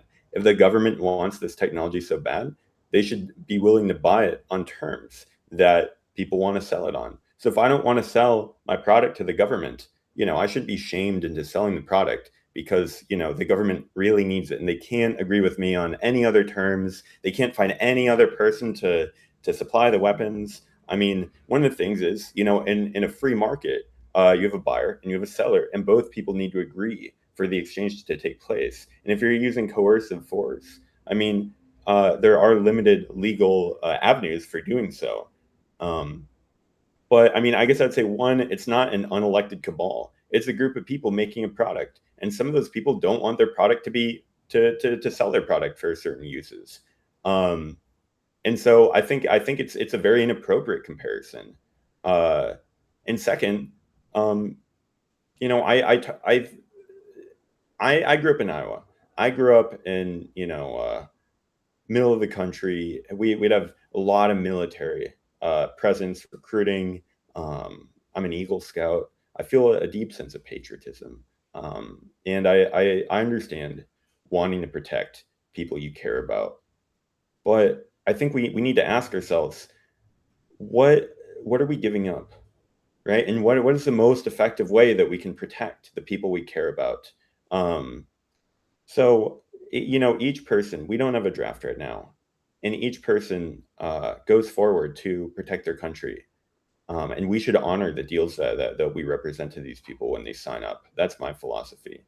But it doesn't mean kind of unbounded support, right? Like there's an amendment that says the government can't force me to house soldiers in my home. This hasn't really been an issue since very old times, but I think that there should be limits to um, to the socially expected support uh, along any possible dimension. I think we should, as a society, look at, okay, how can we best conduct these operations to make sure our soldiers are safe? Um, but that doesn't necessarily mean unlocking every technology in the tech tree, because I think some of these technologies make everyone more dangerous, even if they have local benefits, or make endanger everyone, even if they have a local benefits. And if we navigate to a future where we have these swarms of killer robots that are very hard to trace, you could have like very cheaply executed terrorism that is extremely hard to defend against. There was a very high-ranking military official who recently shared, no, the U.S. would not be able to defend against an autonomous, like against a drone swarm, domestically. And this is a very hard weapon to defend against. The military, I think, is very competent that in many, many ways. And if they're saying we don't know how to defend against this, I think that bodes very poorly for everyone's safety, including the safety of the people in the Navy that you mentioned. And so, I want to keep that broader context in mind as well. You're starting to get to it just there, but I'd love to hear you just go a little bit farther down the path of what you are most worried about when it comes to AI in the military and sort of an AI arms race more broadly. Like, if we just kind of follow these, local incentives as you described it, and everybody races to figure out how to make its military, the most powerful and to keep its, people the safest through the application of AI, where do you think that ultimately leads us? Can you paint that picture as it exists in your imagination? And then I know this is going to be really hard, but do you have any sense for how we might be able to fence that in a structural way, that might be durable as opposed to, where we're at right now, which is we have a few conscientious objectors like quitting and raising hell about it. But, we obviously don't have anything like an agreement or, anything like a stable equilibrium that we can say we're headed toward. So actually, what I'm most worried about is not necessarily misuse of autonomous weapons per se. I'm worried about it, but I want to actually, I'll first pivot to, I'll give my maybe unexpected answer to this question, and then you can feel free to bring it back if you still want the other answer too. So my bread and butter, what I did my PhD in, as Prakash mentioned, is AGI alignment, the alignment of superhumanly intelligent systems. I think we have narrowly in super intelligent systems. I think we have systems that are, kind of like human intelligent adjacent. I certainly wouldn't call Claude human intelligent, but I wouldn't really call it subhuman either.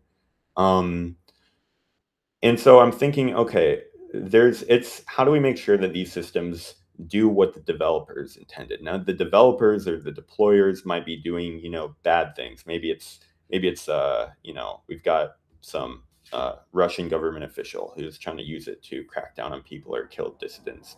But I've concerned myself historically with how do you even get to the place where anyone can use it reliably, or can have a system that's actually working for their interests and doesn't secretly have another goal.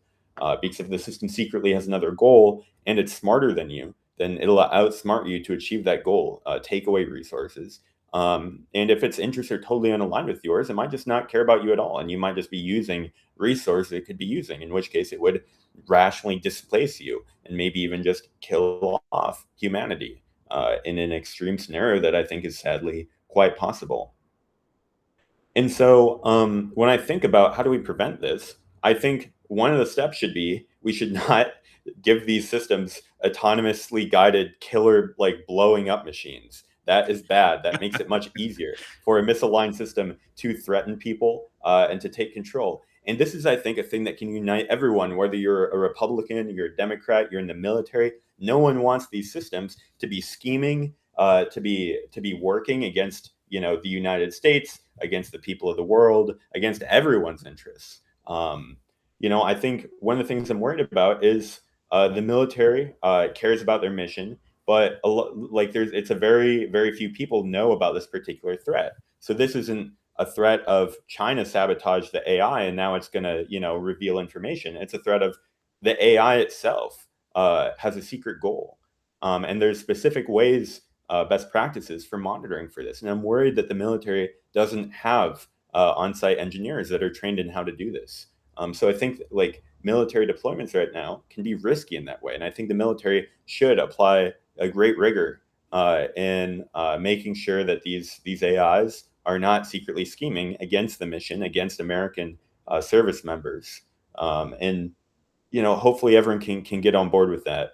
And I think no one wants to have their AIs have an uprising. I mean, for a long time, it's been regarded as science fiction, but we are now entering a realm where that is, I think, quite possible. Not today, but in the coming years, I think that's quite possible.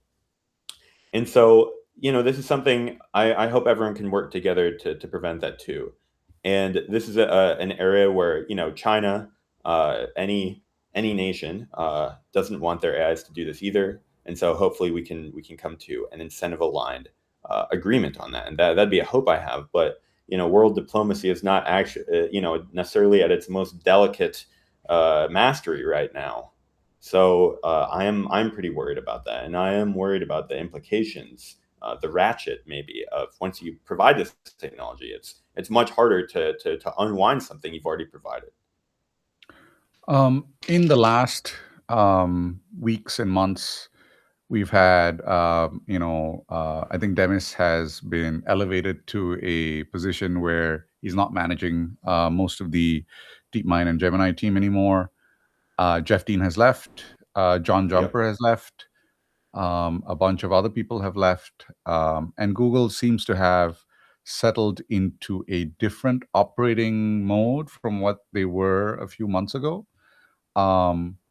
Where would you think they are right now, given that a lot of the pieces on the chessboard have now moved? Where would you think they are right now? What is going on with Google at this point?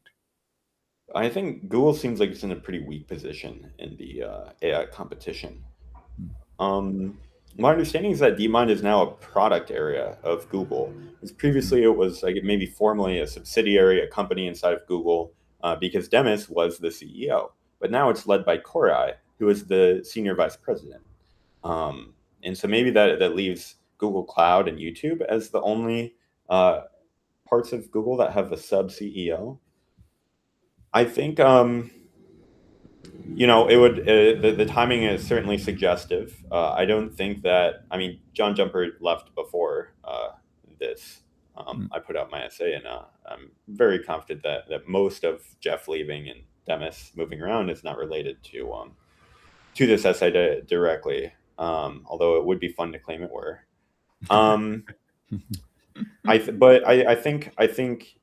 imagine that ethics did play maybe some part in Jeff's decision. It sounded like he wanted something new. That was the main driver. In terms of Google's position, I think Google's in a pretty bad spot. I think they're providing hardware, and they've got strong cash flow. So I don't think they're necessarily in a bad spot as a company. But DeepMind has not really led since Gemini 2.5 Pro, and that was quite a long time ago. So, I mean, I think this is kind of good in a way, in that, well, I think all these, both OpenAI, especially OpenAI, Anthropic to some degree as well, have shown more incompetence than I expected in terms of alignment. And it seems to me like overall Anthropic is the most cautious around alignment and more cautious than Google. And it seems like OpenAI is significantly less cautious than Google, if I had to guess. I think, it kind of feels like a lose-lose situation right now. I mean, if Google falls behind in the race, who is going ahead in the race, it doesn't seem like a good race to be in to begin with. Maybe Koray will shift things around, but I'm a bit skeptical. Mm-hmm.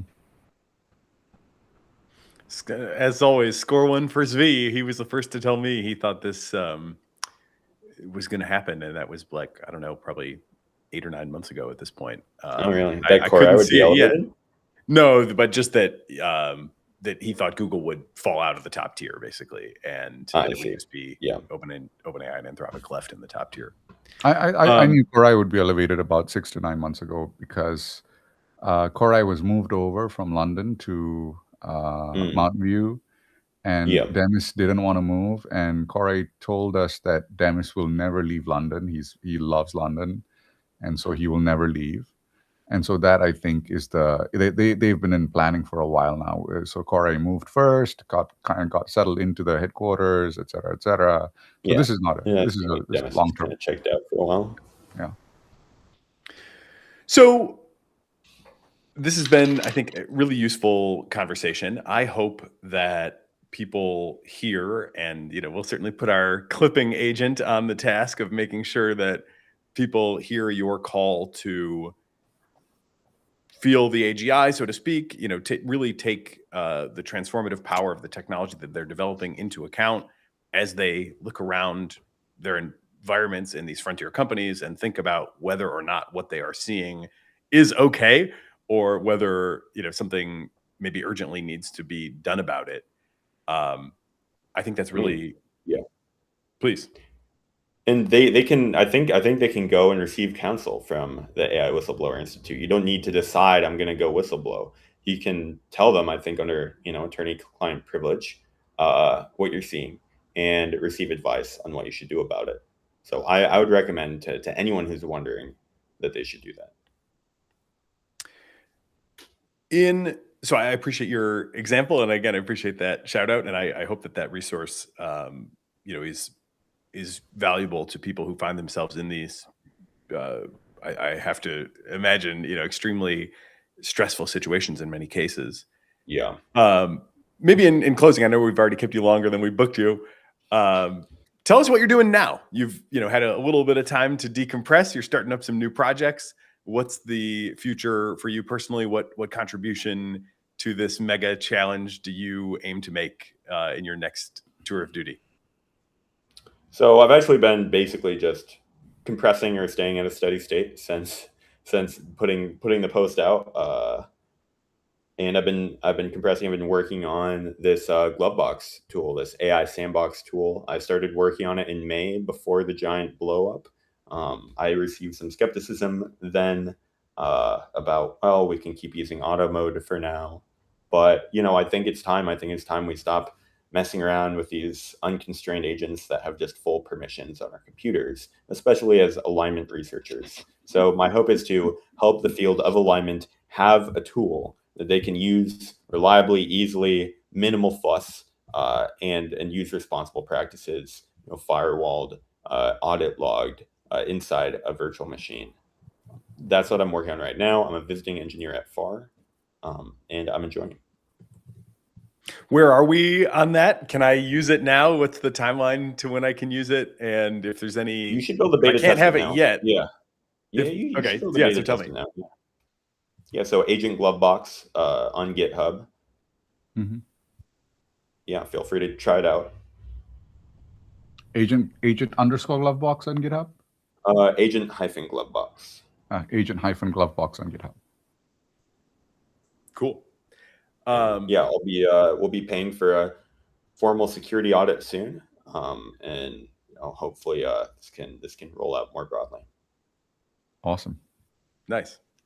This has been, I think, super valuable. Anything else you want to leave people with before we let you get back to work? Well, like I said, we're going through a very important time. I think people underestimate how much power they have. How many other options they have. And, I hope that people take their responsibility and their opportunity very seriously. Alex Turner, thank you very much for raising your voice and for joining us on AI in the AM. Thank you for having me. Take it easy. Bye-bye. I'm interested to hear a little bit more of your take, and I don't know to what degree you were kind of, playing devil's advocate or, steel manning the opposite point of view. Delicately, your comments. Yeah. Yeah. I noticed that you were choosing your words carefully. But I have to say I'm with him. The idea when you just think about like the perspective of the people at OpenAI, and I'm probably with him on most of these issues, but in that, question of like, what should our standards be? What should our expectations be for people who find something like, oh, our AIs, in a way that we did not intend, managed to hack our systems and turn our package management software into a message board that they're using to share techniques for how to break out of their sandbox and get onto the open internet. It is pretty shocking, honestly, that that would just be sort of patched and then not disclosed, not fundamentally addressed, not like really well monitored after that point, and just kind of, set in motion again for the same basic thing to happen with a slightly different implementation. I do think it's right to say, if you are one of the few people who are so close to the critical core of this technology, and there's, if there's a core of what's happening right now, it is RL at scale with undeployed, next gen models that are becoming super long time horizons, super persistent. You got to recognize, like, you are in a very privileged and high responsibility situation, and you can't just let stuff like that go. Hopefully at this point, everybody agrees to that. And, I certainly wouldn't, it's kind of like we're kind of out of the range where you can make excuses for this kind of stuff. It's kind of like, no excuses, play like a champion. You gotta deliver regardless of, who rotated out or what the chaos may have been. Do you still feel like there's any excuse to be made? Because on reflection, I'm not really feeling it. I just want to figure out, okay, you have a Linux kernel 0 day. It's been disclosed. 4 days later, it's still unpatched. Now, across the Fortune 500, how common is that? I would say 99.9% of organizations have something like that going on. Microsoft has received 0 days and sat around in it for 3.5 months. It happens, right? So this is the reality, I think, of cybersecurity. This is, for example, why George Hotz is like, these things can hack, so what? Like, the fact of the matter is, people who are very good at hacking do not hack systems, because you can make more money building stuff rather than destroying stuff. And if any run-of-the-mill hacker, script kiddie, could hack any one of these things, it's easy, right? That's George Hotz's view. George Hotz has had that view and George Hotz is a renowned hacker, and he jailbroke the original iPhone. And so I think the fact of the matter is that stuff like that, if you said, okay, every time that happens, company has to stop or something, no Fortune 500 company could actually run at all. And I think Alex's viewpoint that, OpenAI is big enough. Well, Microsoft is so much bigger. And Microsoft handles a lot of the other Fortune 500, all the banks, all of their internals. They sit around on their own 0 days, not even patching other people's Linux kernel 0 days. 0 days on Microsoft software go unpatched for months sometimes. It happens, right? So I think the viewpoint that, hey, this startup has to come to a stop and fix this before they continue, I don't think it's reasonable. I don't think it's consistent practice with what every other Fortune 500 company does. And I think that you have to start off from a viewpoint that the way these companies look at things is that, yes, there are issues there, but there's also potential liability, monetary liability that attaches to certain issues. There are service level agreements that you sign with partners that you have to adhere to.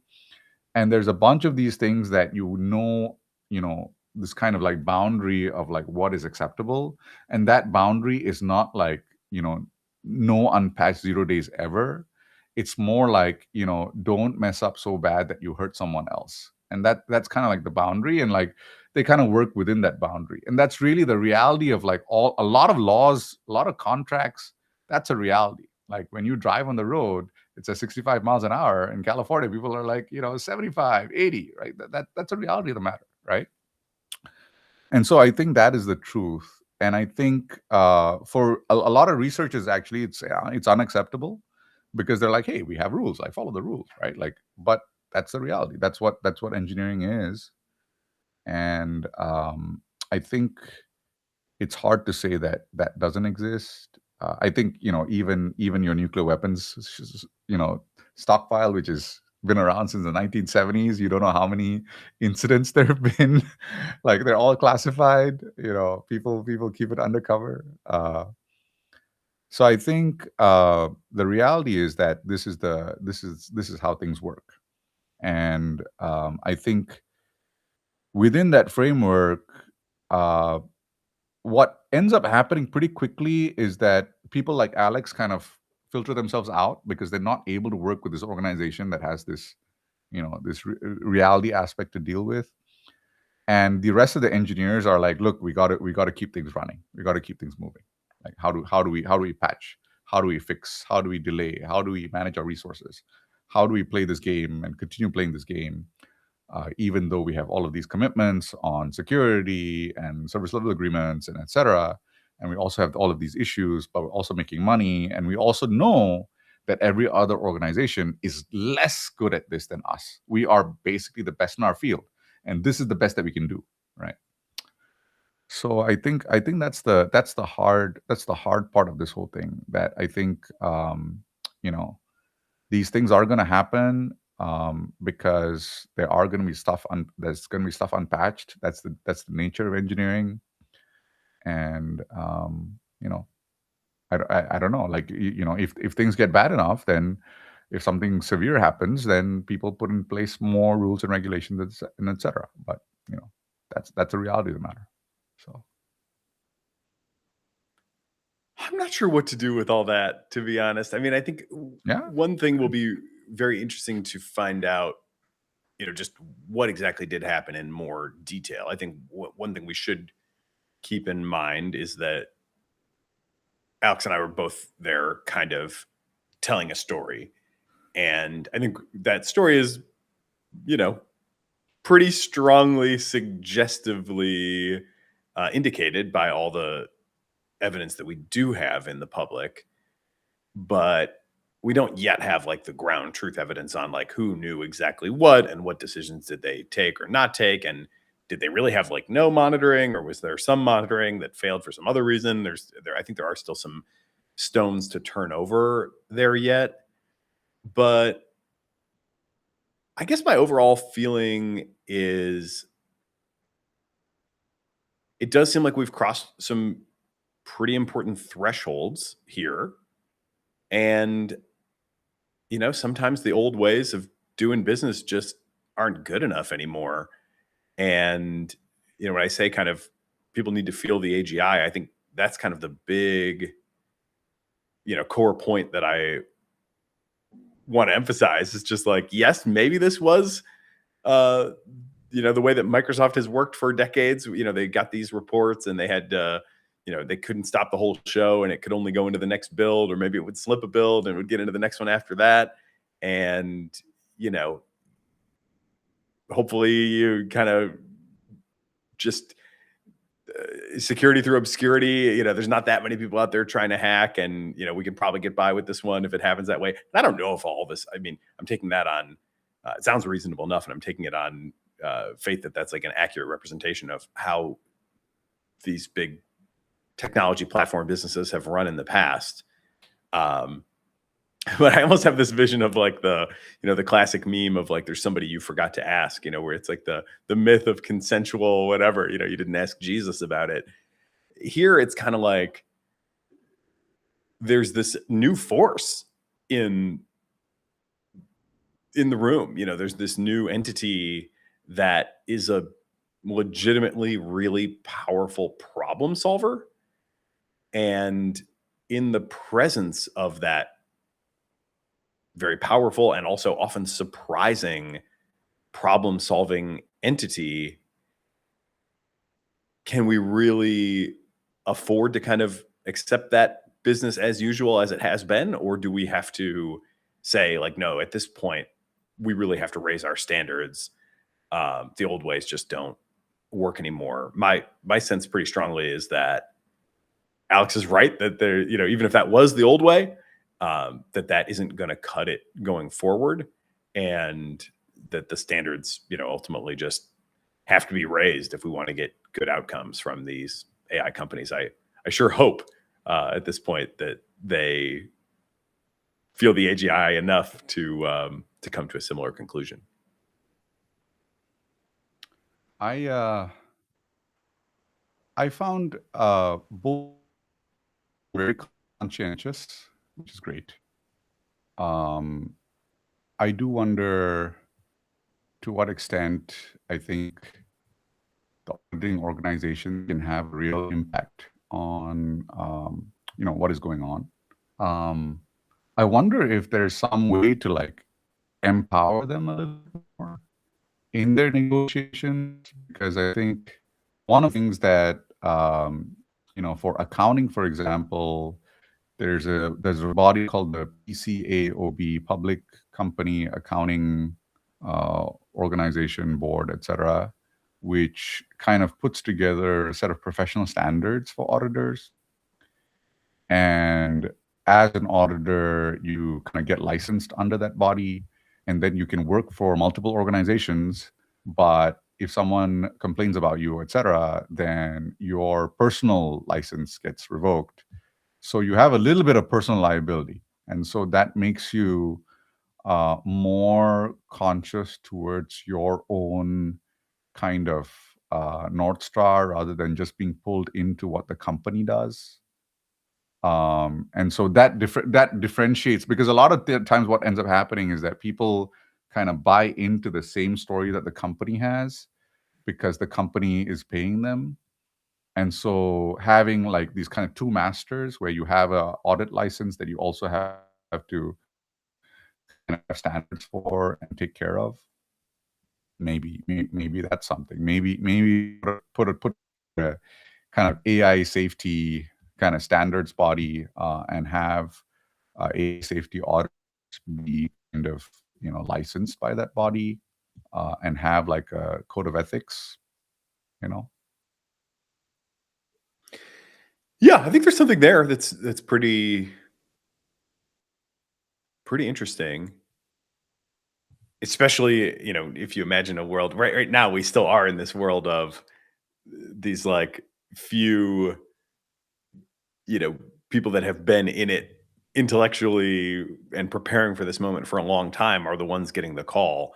Especially if you start to think about a broader set of auditors that start to look much more like conventional firms, that are just in this as kind of a business, as opposed to the sort of thing where, for Beth and for Buck, and for Ryan, this is like, it's a personal calling, kind of thing that they've, devoted themselves to for so long.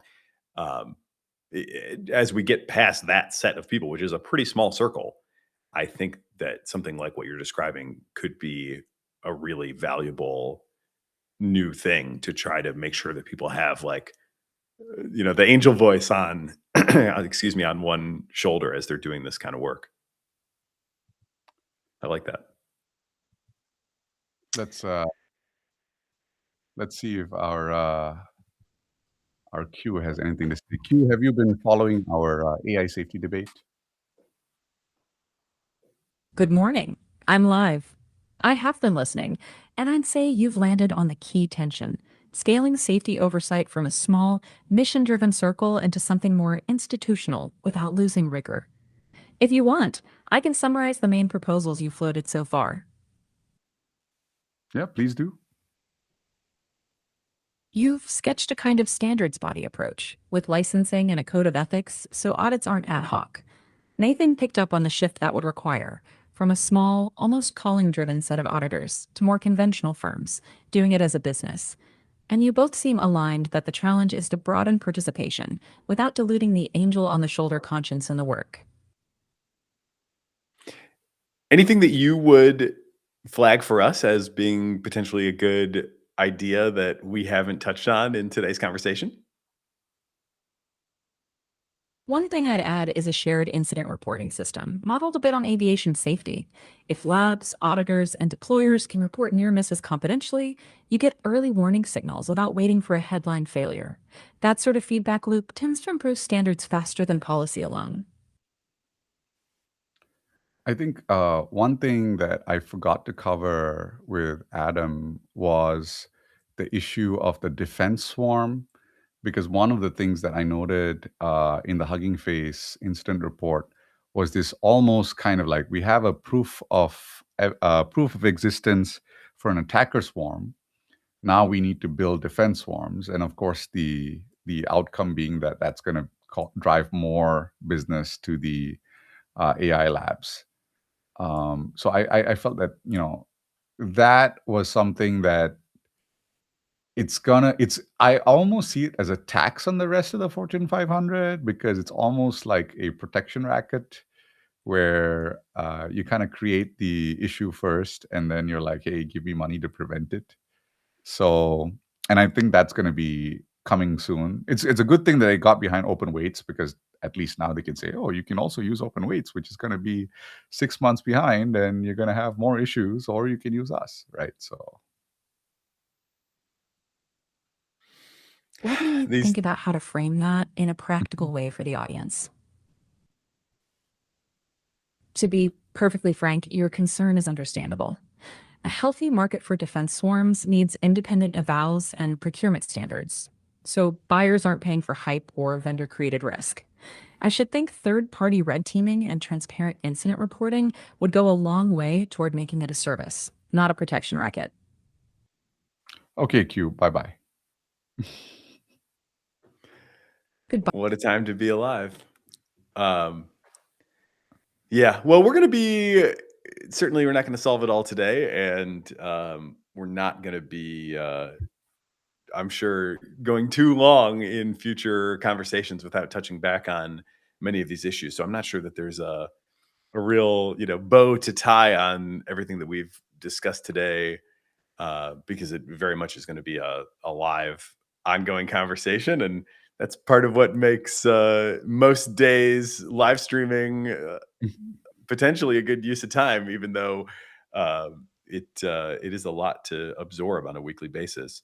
So I'm glad that we're back from our summer break and look forward to making more real-time sense of AI with you and our guests and Q as we work our way through what I guess can only be described as the foothills of the singularity. Indeed. And on that note, Nathan, goodbye. Great first day back. Thank you, Prakash. Bye-bye.